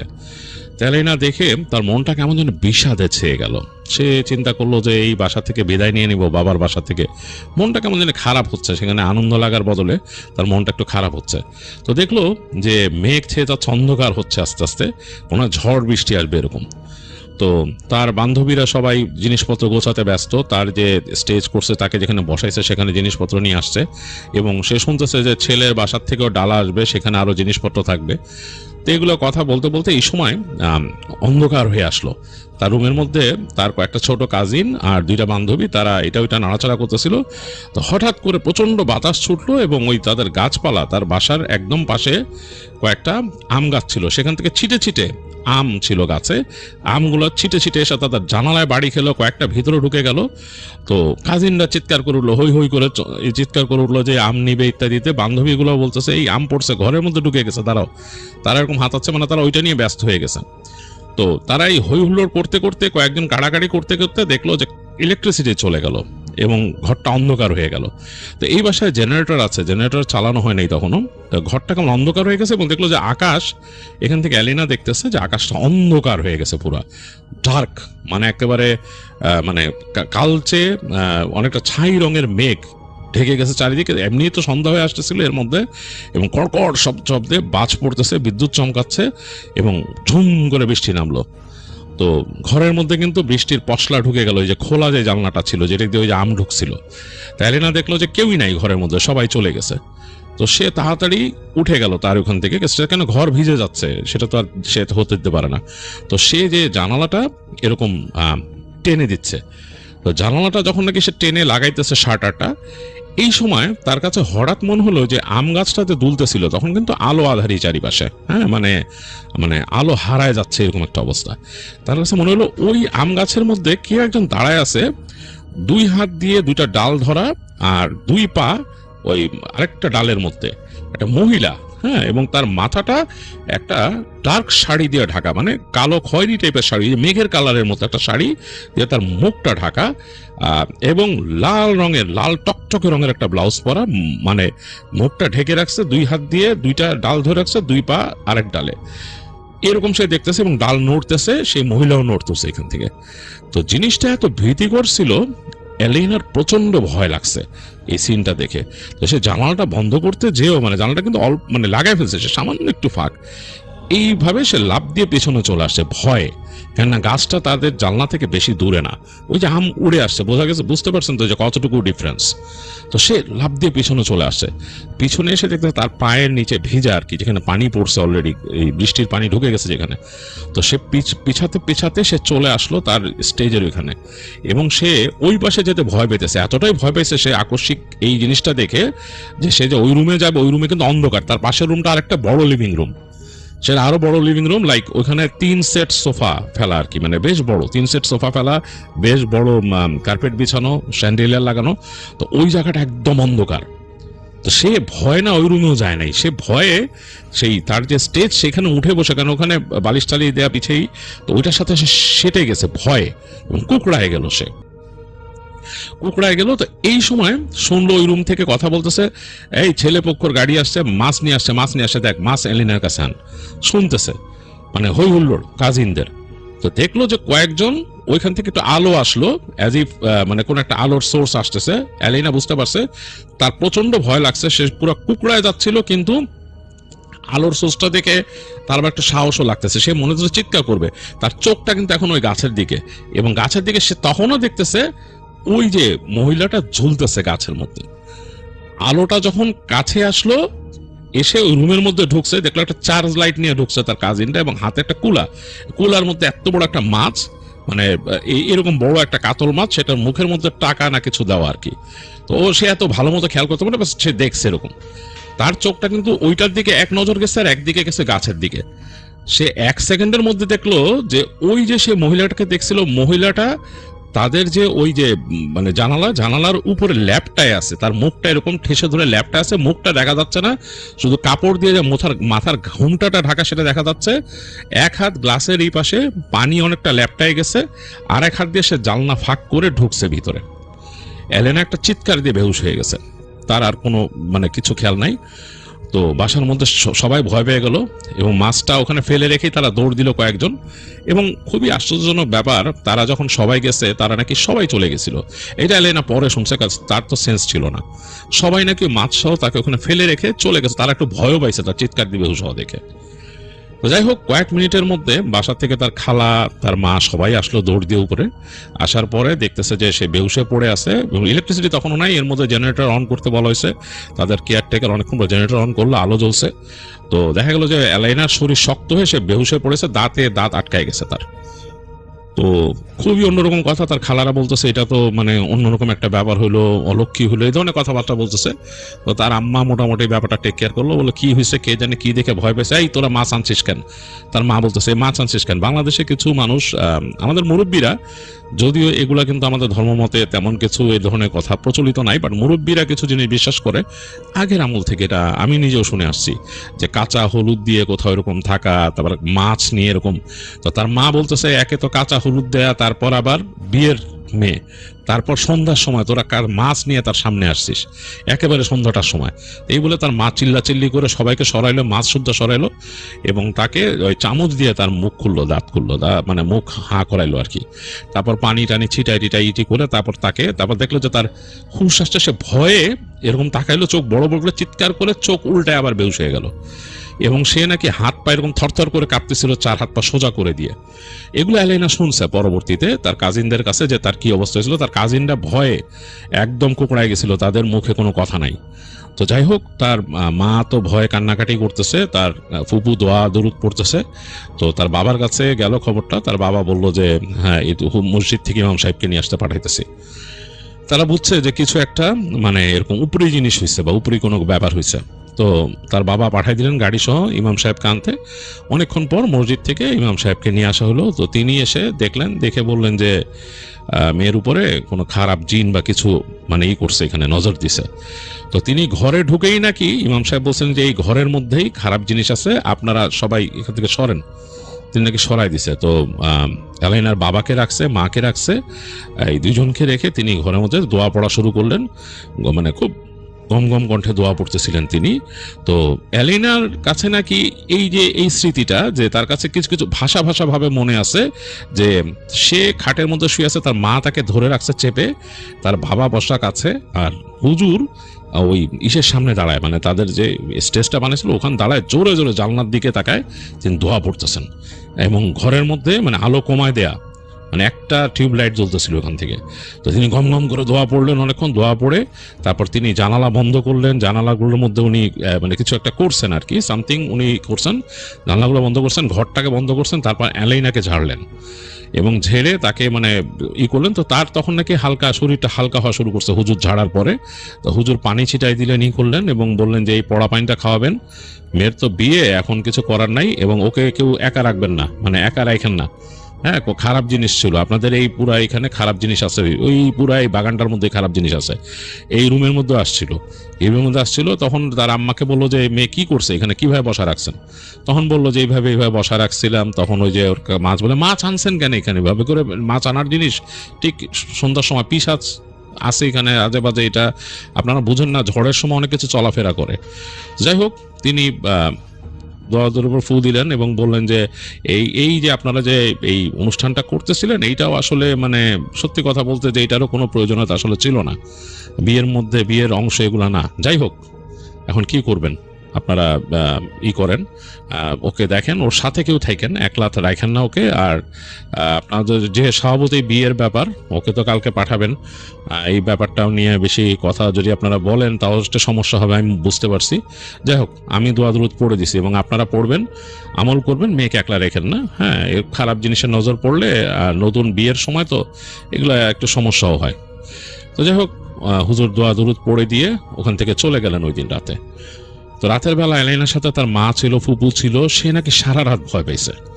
সে বলছে যে রাতের বেলা সে যখন ঘুমাতে গেছিল তার কাছে বারবার মনে হচ্ছিল যে তাদের ঘর দিয়ে কে যেন ঢুকে গেল দরজাটা দিয়ে। মানে সে শুয়ে আছে, তার মা ধরে রাখছে, ফুপু ধরে রাখছে, তার বারবার মনে হচ্ছিল যে ঘরের দরজা দিয়ে কেউ ঢুকতেছে, এসে হঠাৎ করে হন হন করে ঢুকতেছে। এটা তার বারবার একটা ভিজুয়ালাইজেশন আসতেছিল যে এই আলো আধারি ঘেরা ঘরে, কারণ সেখানে কিন্তু ডিম লাইট জ্বালানো ছিল, মনে হচ্ছে হন হন করে কেউ ঢুকে যাচ্ছে, এরকম লাগতেছিল তার কাছে। আর সে বারবার মনে হচ্ছিল দূরে সে কোনো হাসির আওয়াজ শুনতেছে, অনেক দূরে, ঘর থেকে বাইরে দূরে হাসির আওয়াজ শুনতেছে। তো সে খুব ভয় পাইছে। আর যখন তার ঘুম আসলো, সেই ঘুমের মধ্যে ওই মহিলাটাকে দেখলো, ওই যে সেই মানে ঘুমটা টানা, এবং সে স্বপ্নে দেখতেছে যে সে একটা বিছানায় শুয়ে আছে, তার পাশে ওই মহিলা দাঁড়ানো, তাকে দেখে বলতেছে তোরে লয়ে যাবো, তোরে লয়ে যাবো, চিন্তা করিস না, লয়ে যাবো, হলুদ লাগাইছিস না, লয়ে যাবো, সুন্দর ঘ্রাণ আসে, সুন্দর বাসনা আসে, তাকে নাকি এটা বলতেছিল। অ্যালাইনা খুব ভয় পেয়ে ঘুমের মধ্যে থেকে চিৎকার করে উঠছে। তো যাই হোক, তার তো কিন্তু পরের দিনই বিয়ে। তো পরদিন সকাল পর্যন্ত তাকে অনেক টেক কেয়ার করে পরদিন নিয়ে যাওয়া হলো তারে, যে মোটামুটি টেক কেয়ার করা হলো। তার আম্মা গোসল করালো, মানে তারা ফ্যামিলিগতভাবে বিশ্বাস করতো যে সোনার উপর পানি দিয়ে গোসল করলে পবিত্র হয়। তো তারা পারিবারিকভাবে বিশ্বাস করতো এটার কোনো বেজ এরকম পাওয়া যায় না। যাই হোক, তাকে ওইটা দিয়ে গোসল করানো হলো। তারপর তার ফুপু জমজমের পানি খাওয়াইলো তাকে। তারপরে তার বিকেলবেলার দিকে যেটা হলো যে তাকে সাজায় গোজায় বিউটি পার্লার থেকে নিয়ে গেল বিয়ের অনুষ্ঠানে। তো সেখানে সে একটা ঘোরের মধ্যে ছিল, আসলে খুব একটা ক্লিয়ারলি সে এত মানে মনেও করতে পারতেছে না, এরকম একটা ধকল গেছে তার আগের দিন আর তারপরে বিয়ে। তো সেখানে দেখা গেল যে কাজী সাহেব আসলেন, বিয়ে পড়াইলেন এবং এক পর্যায়ে তিনি চলে গেলেন শ্বশুর বাড়িতে। তো ওই রাতটা শ্বশুর বাড়িতে থাকতে হবে নতুন হাজব্যান্ডকে চেনার সময়, এবং এর আগে দু একবার কথা হয়েছে, তাকে ছবি দেখানো হয়েছিল। তো যাই হোক, তার খুব ভালো লাগলো এলাইনার, মনে হলো যে হ্যাঁ আসলে একটা জেন্টলম্যান। তো সে এলাইনা এমন একটা মানুষ, সে আসলে কোনো কথা লুকাইতে পারতো না। তো সে তার হাজব্যান্ডকে বলল যে আমি কিন্তু ভয় পাইছি কালকে রাত্রে। তো তার হাজব্যান্ড হেসে বলল, কি ভয় পাইছো তুমি? তো বলতেছে যে আমি ভয় পাইছি মানে কালকে রাতে আমার এরকম এরকম ঘটছিল হলুদের সময়। তো বলে সে একটু চুপ করেছিল, কারণ সে ভাবতেছিল যে অনেক সময় যেটা হয় যে এগুলো মাইন্ড করে মানুষ। হ্যাঁ, তো দেখলো যে তার হাজব্যান্ড হেসে দিছে, হেসে দিয়ে বললো আরে এগুলা কিচ্ছু না, এগুলা কুসংস্কার। এই যে মানুষ এই হলুদ টলুদের দিন বলে কাঁচা হলুদ দিয়ে দিকে যেতে, আমারও হলুদ দিছে দেখছো, এই যে আমার শার্ট উঠায় দেখাচ্ছে যে হাতের এখানে দেখো হলুদ দাগ রয়ে গেছে। আমাকে বলতেছিল ছাদে যেতেন, আমি বন্ধুদের সাথে চেয়েছিলাম একটু স্মোকিং করবো ছাদে, যে আমাকে ছাদে যেতে দিবে না, বলছে যে এরকম কাঁচা হলুদ দিয়ে ছাদে যাওয়া নিষেধ। যাই হোক, আমারে কিছু, আমি কিন্তু গেছি, আমি যে ওখানে বন্ধুদের সাথে সময় কাটায় আসছি, তা আমার কিছু না হলে আমার বউর অ্যাটলিস্ট ভয় পাইছে, এটা আমার কাছে শান্তি লাগতেছে। And that is so sweet, I like it. তো এটা শুনে সে এলাইনা হেসে ফেললো এবং তার কাছে বেশ ভালো লাগলো যে তার হাজবেন্ড এত হিউমারাস একজন মানুষ। সে মানে তার মাথার মধ্যে যেটা ভয় বা একটা চিন্তা ভাবনা, ওই জিনিসটা গতকালকের ব্যাপারটা যে প্রেশার ফেলে রাখছিল, ওইটা আস্তে আস্তে চলে গেল। এবং রাতে তারা গল্প গুজব করে সময় কাটায় দিল। তার হাজবেন্ড তাকে অনেক কথা বললো তার লাইফের, সে অনেক কিছু শেয়ার করলো এবং তাদের মধ্যে একটা সুন্দর সময় কাটলো। এইসব জিনিস নিয়ে, এই ভূত প্রেত এগুলো নিয়ে ভয়টা তার মধ্যে থেকে কেটে গেল। এরপর দিন শ্বশুর বাড়িতে সে ছিল, এটা ওটা দেখছে, ঘুরছে, দেখছে, তার কাছে ওইরকম আর কিছু ফিল হয় নাই। এই স্বপ্নও দেখে নাই এর মধ্যে, কিন্তু সে আর ওই দিনটা সে কিছুই আর স্বপ্ন দেখে নাই বা ওইটা খেয়ালও আসে নাই। তো তারপর দিনই তাদের বউ ভাত। তো বউ ভাত হলো, বউ ভাতের পরে তার হাজব্যান্ডকে নিয়ে তাদের বাড়িতে আসার কথা, সেই নিজেদের বাড়ি, বাংলো বাড়িতে। তো বউ ভাতের পর রাতের বেলা তারা ব্যাক করছে, তখন অনেক রাত হয়ে গেছে, রাত প্রায় 11টা, 11:30। তো যখন আসতেছে গাড়িতে, তখনই ওই রাস্তাঘাট একদম নীরব।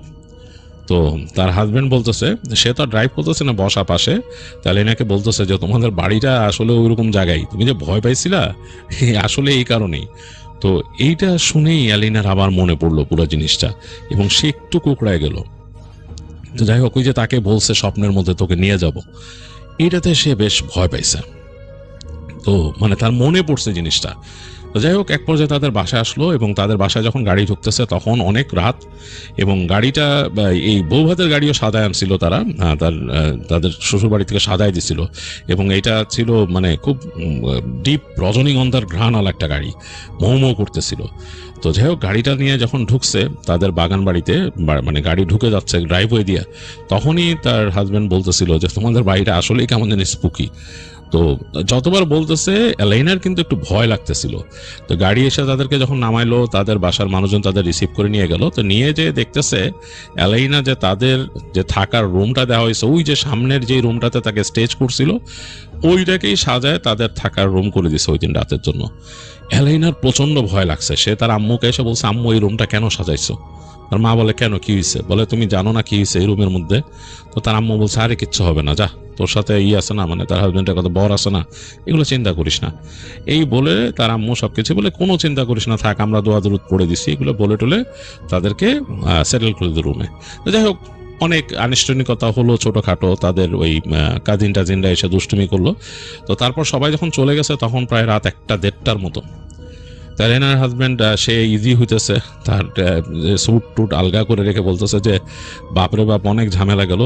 তো বলতেছে যে তুমি কি এই রুমে ভয় পাইছিলা? সে জানলার দিকে তাকায় বলতেছে এলেনার হাজব্যান্ড। এলেনা এই কথাটা শুনে কেমন জানি কেঁপে উঠছে। সে বলতেছে যে হ্যাঁ, আমি এখানেই ভয় পাইছিলাম। বলে যে ভয় পাওয়ারই কথা, কারণ এই যে জানলা, বিশাল বিশাল জানলা তোমাদের। সে আবার কার্টেন সরাই দিল। তাই এলেনা বলতেছে সরায়ও না, কার্টেন সরায়ও না। বলছে সরায়, বলতেছে যে কেন, অসুবিধা কি, আমি আছি না, কোনো সমস্যা নাই। দেখে সে দূরে দেখতেছে, মানে এখান থেকে সে আবার লাইট অফ করে দিল এলেনার হাজবেন্ড ভালো মতো দেখার জন্য, কারণ ঘরের মধ্যে আলো থাকলেও আয়নায় রিফ্লেক্ট করে ওইটা দেখা যায় না ভালো। দেখে বলছে বাহ, খুব সুন্দর প্রকৃতি দেখা যাইতেছে, ওই দেখো চাঁদ দূরে। কিন্তু এলেনা কিন্তু খুব ভয় পেতেছিল, বলে আচ্ছা ঠিক আছে। তার হাজবেন্ড আবার পর্দা টেনে দিয়ে বললো ঠিক আছে, তুমি তোমার মতো ফ্রেশ হও, তারপরে আমরা বসবো না, আড্ডা দিব না। তো যাই হোক, এলেনা তার মতো ফ্রেশ হলো, তার হাজবেন্ডও ফ্রেশ হলো, দুজন অনেকক্ষণ গল্পগুজব করলো। তখন কিন্তু বাতি কমাই দিছে, তাদের বেড সাইড ল্যাম্প চলতেছে।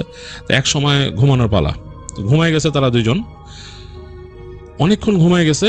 তো এলেনার কিন্তু আসলে কিছু খেয়াল নাই, এটা সে শুনছে তার হাজবেন্ডের কাছ থেকে, তার কিন্তু ওই সময় আর কোনো খেয়াল নাই, সে শুনছে তার হাজবেন্ডের কাছে তার হাজবেন্ডের নাকি হঠাৎ ঘুম ভাঙছে, কিছু একটা হয়েছে, মানে সামথিং ওয়েন্ট রং, মানে তার ঘুমের মধ্যে সে হঠাৎ করে এলেনার হাজবেন্ড উঠছে, উঠে সে মানে কেমন যেন অস্বস্তি ফিল করতেছে।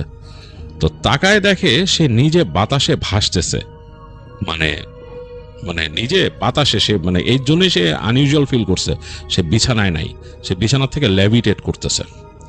তো সে ভয় পেয়ে গেছে, তাকায় দেখে যে সে মানে প্রায় তার বিছানা থেকে প্রায় 3 থেকে 4 ফিট উপরে লেভিটেট করতেছে। সে যখন নাকি হুঁশ ফিরে এদিক ওদিক তাকাইছে, একটু অস্বস্তি ফিল করছে, তখন তাকে নাকি ছুঁড়ে ফেলে দিছে, সে যে ধপাস করে পড়ছে এক পাশে। আর তখন নাকি দেখছে এলেনা হাসতে হাসতে উঠে বসছে বিছানায়, এবং হাসতেছে যে তার মানে চুল টুল এলোমেলো হয়ে রয়েছে, সে কেমন করে জানি ভয়ঙ্কর ভাবে বসে, মানে একটা পা ভাঁজ করে কেমন করে বসে হাসতেছে, 2 হাত দিয়ে একটা হাঁটু ধরে রাখছে। এবং এই হাসিটা এত ভয়ঙ্কর ছিল বলার মতো না। তার হাজবেন্ড মানে লিটারালি গোঙানো শুরু করছে ভয়ে, সে পড়ছে যে সে ভয় চিৎকার করতে, মানে তার নিজের ইসে বাঁধতেছে কিন্তু সে ঘুমাচ্ছিল, এরকম একটা অবস্থা। তো মানে বেশ ভয়। তো সে নাকি লাস্টে ওখান থেকে উঠে দাঁড়াইছে, উঠে দাঁড়ায় দৌড় দিয়ে এসে তাকে ঝাঁকিয়ে দিচ্ছে, এলাইনা কি করতেছো। তো তখন নাকি তাকে ইচ্ছা মতো খামচি দিচ্ছে এলাইনা। তো সে তখন ডাকা শুরু করছে ওখান থেকে যে আম্মা আব্বা প্লিজ আসেন, এখানে কি হইতেছে, এই কেউ আছেন আসেন। তো তার চিৎকারও শুনতেছিল না, জোরে জোরে ডাকতেছিল অনেক সে।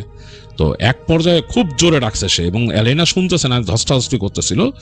এই সময় তার বাসার মধ্যে তার গেটের মধ্যে নক হয়, তো সে তাড়াতাড়ি এলেনাকে ছেড়ে দিয়ে দরজা খুলে দেখে যে তার শ্বশুর ঢুকছে। বলছে কি হয়েছে বাবা, কি হয়েছে, বলে যে এলেনা কেমন করতেছে। তো তখন তারা মানে বাতি টাতি বাড়ায় দিল, দিয়ে দেখলো যে তার মেয়ে পাগলামি করতেছে। তো তার বাবা দোয়া পড়ে ফি দিল জোর করে, এবং তার মেয়ের আঙুল চেপে ধরে তার বাবা একটা সূরা পড়লেন। তো এই সূরা পড়ার পরে দেখে ছটফট করতে করতে এলেনা হয়ে গেল, মানে চুপ হয়ে গেল, একদম নিস্তেজ হয়ে গেছে। এই ব্যাপারটা নাকি এলেনার কিছুই মনে ছিল না, যে মানে তার মানে সে যে কি করছে। তো তখন এলেনার হাজবেন্ড তার বাবাকে বলল যে এই ঘটনা ঘটছে, মানে এরকম একটা অবস্থা, আমি জীবনে এইসব জিনিস দেখি নাই, বিশ্বাসও করতাম না। এলেনা আমাকে কালকে বলছে যে আপনাদের এই বাসায় নাকি এরকম কিছু ঘটছিল। তো তার বাবা চুপ করে গেছে, বলে যে সরি বাবা, আমাদের বলা উচিত ছিল তোমাকে। বলে যে না না, আপনারা যা করছেন কোনো অসুবিধা নাই, এটা আসলে ওইভাবে বলার মতো কিছু না, এইভাবে কেউ মানে এই জিনিসটা কেউ তুলতেও না। তো ও আমাকে বলছিল, আমি জিনিসটাকে অনেক লাইটলি নিছিলাম, কিন্তু যা ঘটলো এটা খুব সিরিয়াস।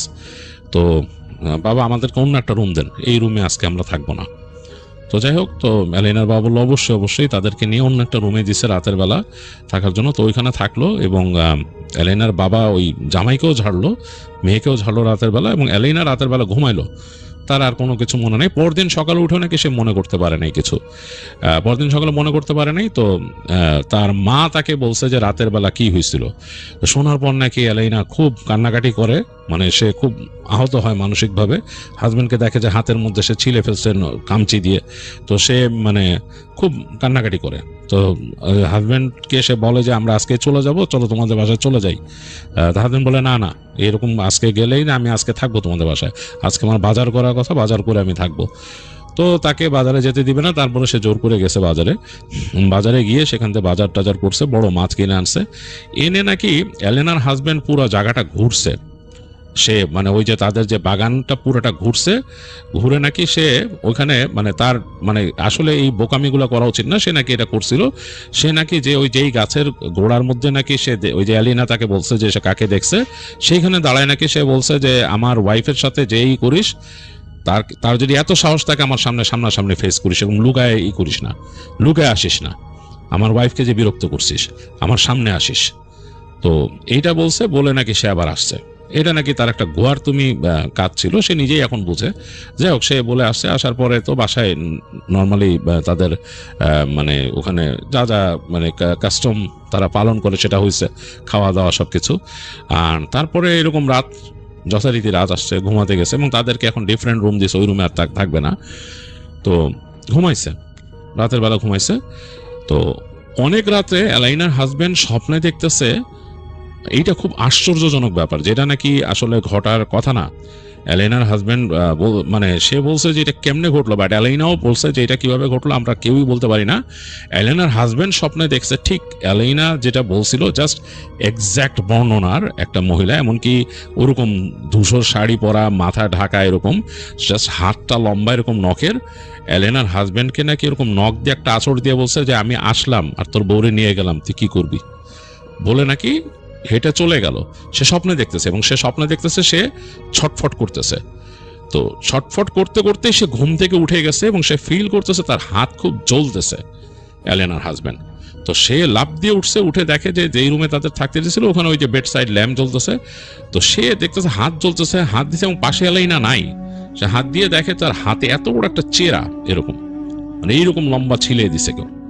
তো সে তাকায় দেখে তার পাশে এলাইনা নাই। তো সে ফার্স্টে চিন্তা করে কি বাথরুমে গেছে নাকি। তো সে এলাইনা বলে ডাক দিয়ে লাফ দিয়ে বিছনা থেকে নেমে বাথরুমে গেছে, দেখে বাথরুম দরজা খোলা, বাথরুমে মানে কেউ নাই, বাথরুম খালি। তারপর সে দেখে যে ওই গেটটা খোলা, মানে গেটের ভেতর থেকে ছিটকিনি দিছিল, ছিটকিনি খোলা, মানে এই নবালা গেট। তো গেটটা খুলে দেখে যে পুরা খা খা করতেছে। তাদেরকে ওই 2 তলেরই আর একটা রুমে দিছিল, এটা খা খা করতেছে। ওইখানে বড় লিভিং রুমে কেউ নাই। তো সে চাতার চিৎকার শুরু করে, আব্বা আম্মা বলে চিৎকার দেয়। তো তখন এলেনার বাবা মা বের হয়ে আসে 2বার ডাকার পরই, বাতি টাতি জেলে আসে। আসার পরে সে বলছে রুমে এলেনা নাই, কোথায়, বাথরুমেও নাই।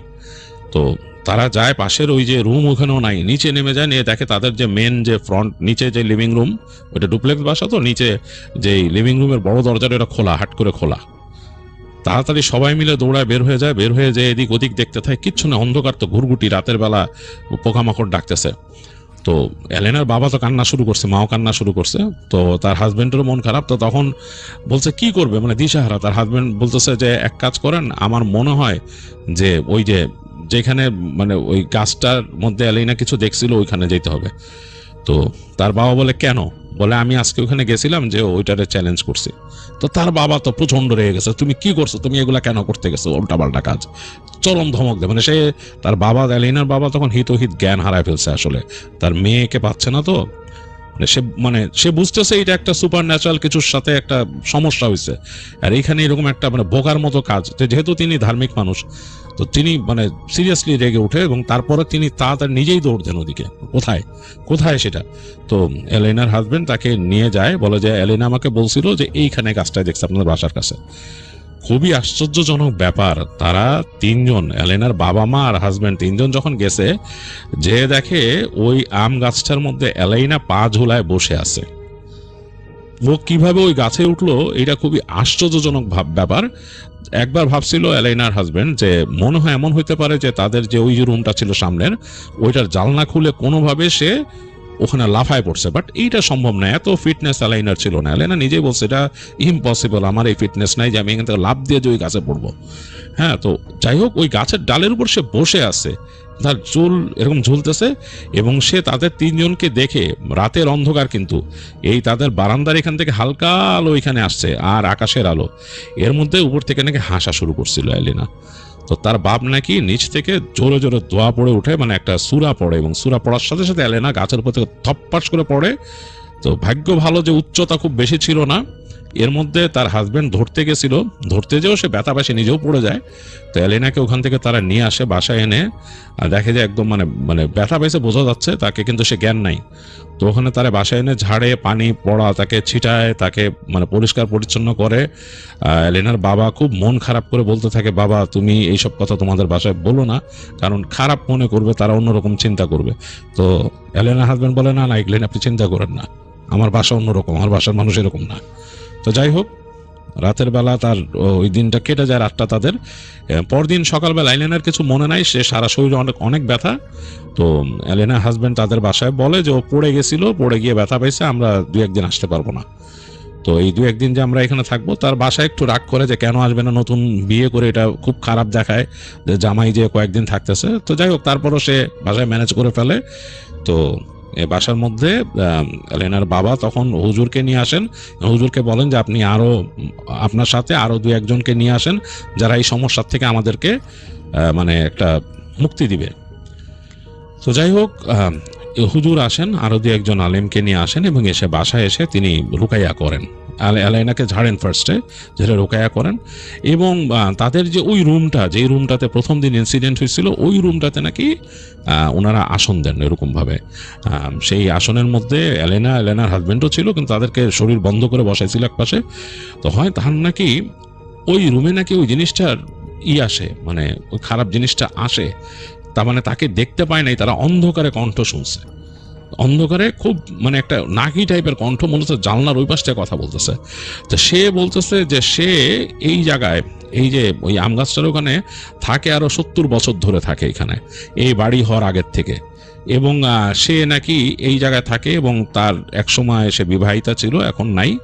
এবং সে এই বাড়ি হওয়া পছন্দ করে নাই এবং এই বাড়িতে যে সব কিছু তৈরি করছে তাকে অনেক কষ্ট দেওয়া হয়েছে। বাড়ি করার সময় তার চলাফেরার রাস্তা বন্ধ করা হয়েছে এবং শেষ পর্যন্ত এই বাড়ির মালিকের মেয়ে সে বিয়ে করতেছে, এটা সে সহ্য করতে পারে নাই এবং সে কাঁচা হলুদ মেখে বসেছিল সেই ঝড়ের রাতে।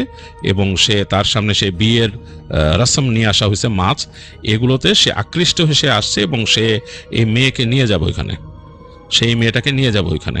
তার নাকি খুব ভালো লাগছে মেয়েটাকে এবং সে এই মেয়ের উপর মানে ভর করে থাকতে চায়, ভর করে থাকতে চায় এবং সে সংসার করতে চায়। তো যাই হোক, এইসব শোনার পর তো আলেমরা খুব রাগ করছে এবং তাকে কঠিনভাবে চেষ্টা করলো যে তাকে রুকাইয়া করে ওখান থেকে সরানোর।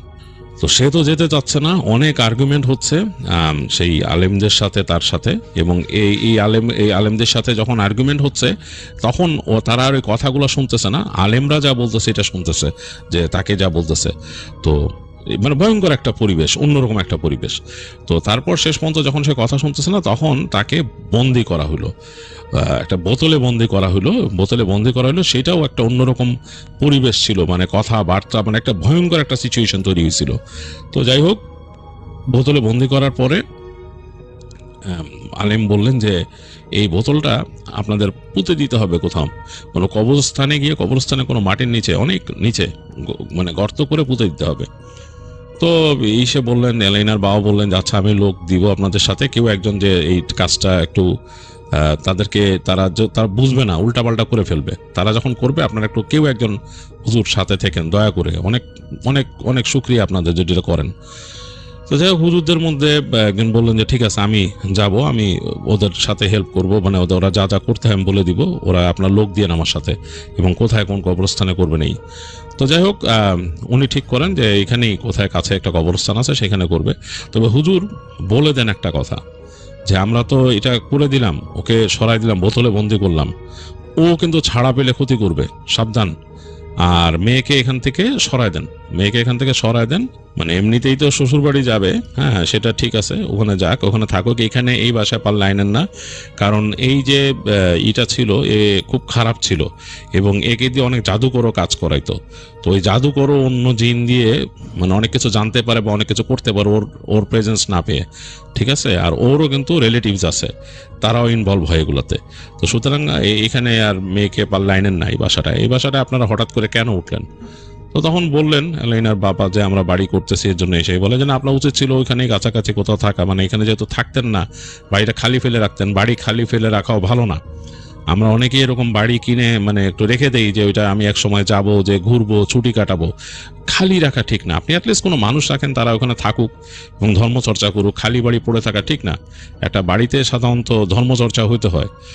যেহেতু আপনি মুসলমান, আপনার বাড়িতে সূরা বাকারা তিলাওয়াত হবে, নামাজ কালাম হবে, হ্যাঁ এগুলা হলে তখন বাড়িটা থাকে। তো সেরকম তো না, আপনারা তো বাড়িটাকে ফাঁকা রেখে দিয়েছিলেন, হঠাৎ এসে উঠছেন। তো এলাইনার বাবা বললেন যে হ্যাঁ আসলে একটু ভুল হয়ে গেছে, এটা ঠিক হয় নাই, আমার উচিত ছিল অ্যাটলিস্ট এখানে একটা মানে দোয়া মাহফিল করা ওঠার আগে। বললেন যে হ্যাঁ এটা উচিত ছিল আপনাদের। তো যাই হোক, তো তখন ওই আলেম চলে যান এবং ওই বোতলটা সাথে করেই নিয়ে যান। তো পরবর্তীতে নাকি এলেইনার বাবা লোক যে ছিল সাথে, তার যারা সাথে করে নিয়ে কবরস্থানে অনেক গভীর গর্ত করে সেখানে বোতলটা ওখানে পুঁতে দিছিল। তো ওই যে বলছে বোতল খুললে সমস্যা আছে, আর এছাড়াও কিছু সমস্যা আছে। তো এলেইনার হাজব্যান্ড তার কিছুদিন পরে, এর মাঝে কিন্তু এলেইনা যখন শ্বশুরবাড়ি চলে গেছে, সে আর এগুলা মানে তার হয় নাই, কিছু ভৌতিক ব্যাপার স্যাপার হয় নাই, বাট সে স্বপ্নে দেখতো মাঝে মাঝে ওই জিনিসটা খুব রাগম্বিতভাবে ভয় দেখাইতো তাদের স্বপ্নে। এইটা কেমনে করতো হুনুস, স্বপ্নে তার সাথে কেমনে কমিউনিকেট করতো ওই জিনিসটা, এইটা সে জানে না বা তাকে কেউ বলেও নাই। তো পরবর্তীতে সে তো তার হাজব্যান্ড উচ্চতর শিক্ষার জন্য চলে যায় অস্ট্রেলিয়াতে, এবং সেও সাথে চলে যায় ওখানে। তো অস্ট্রেলিয়া চলে যাওয়ার পরে আর এরকম কিছু দেখে নাই, মানে ওই জিনিস মানে একদমই হয়ে গেছে, স্বপ্ন দেখাটাও বন্ধ হয়ে গেছে। তবে ওইখানে যে বাড়িটাতে ছিল অস্ট্রেলিয়াতে, যে প্রথম সেই বাড়িটাতে কিছু কিছু ভয়ের ব্যাপার ছিল, ভয় পেত। মানে মনে হতো যে তার যে বাসার নিচে যে ইটা কিচেনটা, তারা ওইটাও ডুপ্লেক্স বাসা, নিচেও মনে হতো যে কেউ একজন আছে কিচেনের মধ্যে। হ্যাঁ, স্ক্র্যাচ করে, মানে তার যে কিচেনের ক্যাবিনেটে স্ক্র্যাচ করে, তার চুলা অন অফ করে, এরকম মানে এরকম ব্যাপার স্যাপার ঘটতো। তো ওইখানে সে একজন এরকম স্কলারের সাথে কথা বলে ইসলামিক, সে বলে যে আসলে হয় কি, কেউ যদি এরকম পজেসড হয় একবার, তখন তার দিকে অন্যান্য যে এন্টিটিস, খারাপ জিনিসটা, তারা বুঝতে পারে যে এইখানে একজন পজেসড আছে, তো তার দিকে কিন্তু নজর পড়ে। তো আপনি মানে প্র্যাকটিস করেন, ইসলামিক প্র্যাকটিসগুলো ঠিকমতো করেন, যেহেতু মুসলমান আপনি। তো তখন থেকে নাকি এলাইনা বেশ প্র্যাকটিসিং হয়ে যায়, প্র্যাকটিস করা শুরু করে। তো এইগুলো করতে করতে আলহামদুলিল্লাহ তার আর এইসব সমস্যা হয় নাই, সে মোটামুটি এখন ফুল প্র্যাকটিসিং একজন মানুষ, আর এই ধরনের কোনো সমস্যা সে এখন আর ফেস করে না। তো যাই হোক, এই ছিল এলাইনা হাসানের শেয়ার করা ঘটনা।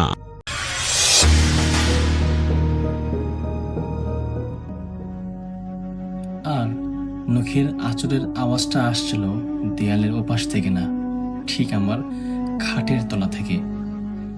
আমি যখন দম বন্ধ করে টর্চের আলোটা খাটের নিচে ফেললাম, দেখলাম একটা উল্টো হয়ে থাকা মানুষের হাত মেঝেতে রক্ত দিয়ে কি যেন লেখছে। আর ঠিক তখনই আমার কানের কাছে একটা বরফ শীতল ফিসফিসানি ভেসে এলো, তুইও মরবি অনিমেষ, তুইও মরবি। আমার নাম অনিমেষ তালুকদার, পেশায় আমি একজন সিভিল ইঞ্জিনিয়ার।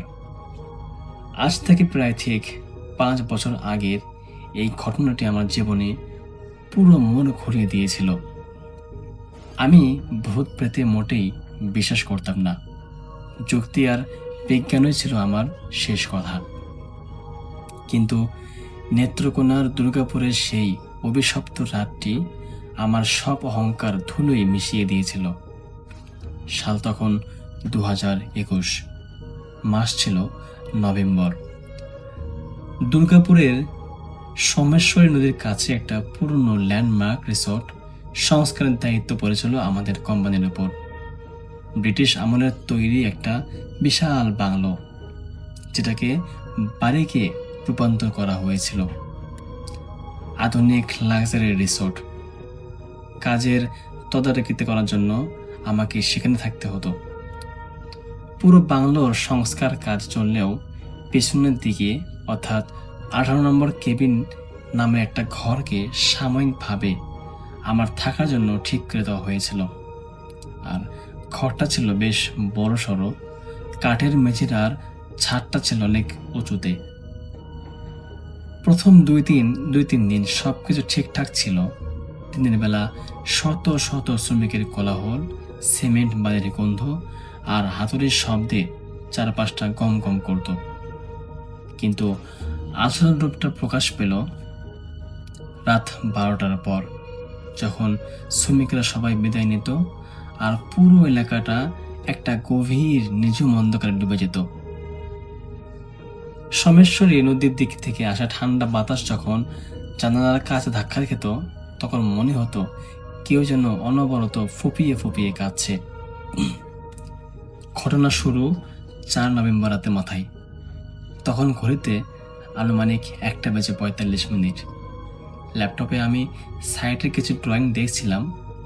হঠাৎ মনে হলো আমার খাটের দিক থেকে কেউ একজন খুব ভারী শ্বাস নিচ্ছে। গভীর শ্বাস এবং দীর্ঘ শ্বাস ছিল। আমি কাজ থামিয়ে কান খাড়া করলাম। চারপাশটা একদম নিস্তব্ধ। ভাবলাম হয়তো কোনো বন বিড়াল বা কুকুর ঘরে ঢুকে পড়েছে। খাট থেকে নেমে মোবাইল ফোনের ফ্ল্যাশ লাইটটা অন করে খাটের নিচে আমি তাকালাম, কিন্তু না, সেখানে তো কিছু নেই, ফাঁকা মেঝে। একটু স্বস্তি পেয়ে আবারও চেয়ারে এসে বসলাম। ঠিক 10 মিনিট পর এবার আর কোনো ভ্রম নয়, খাটের নিচে আমি স্পষ্ট নখের আঁচড়ের শব্দ হতে লাগলো, খড়খড় করে, যেন কেউ ধারালো নখ দিয়ে খাটের মেঝেটা উপরে ফেলার চেষ্টা করছে। আমার শির দ্বারা দিয়ে এক ঠান্ডা স্রোত বয়ে গেল। আমি টেবিল থেকে লোহার একটা টর্চ লাইট হাতে নিয়ে আমার খাটের নিচে আলো ফেললাম। আর আমি যা দেখলাম তা দেখার জন্য আমি মানসিকভাবে বিন্দুমাত্র প্রস্তুত ছিলাম না। আমি দেখলাম খাটের নিচে দেয়ালের কোণে একটা কুচকুচে কালো অবয়ব গুটিসুটি মেরে বসে আছে। দেখতে হুবহু মানুষের মতো, কিন্তু তার হাত পাগুলো অস্বাভাবিক রকম লম্বা আর বাঁকানো ছিল। আলোটা পড়ার সাথে সাথে সেই অবয়বটি অত্যন্ত দ্রুত গতিতে ঠিক একটা মাকড়সার মতো দেয়াল বেয়ে ছাদের কোণে উঠে গেল। তার মাথাটা ঘাড়ের ওপরে পুরো 180 ডিগ্রি ঘুরে আমার দিকে তাকালো। চোখ দুটো ছিল সম্পূর্ণ সাদা, কোনো মনি নেই। আর তার মুখটা কান পর্যন্ত হা হয়ে এক পৈশাচিক হাসি দিল। আমি ভয়ে চিৎকার করতে গেলাম, কিন্তু আমার গলা দিয়ে কোনো শব্দই বের হলো না।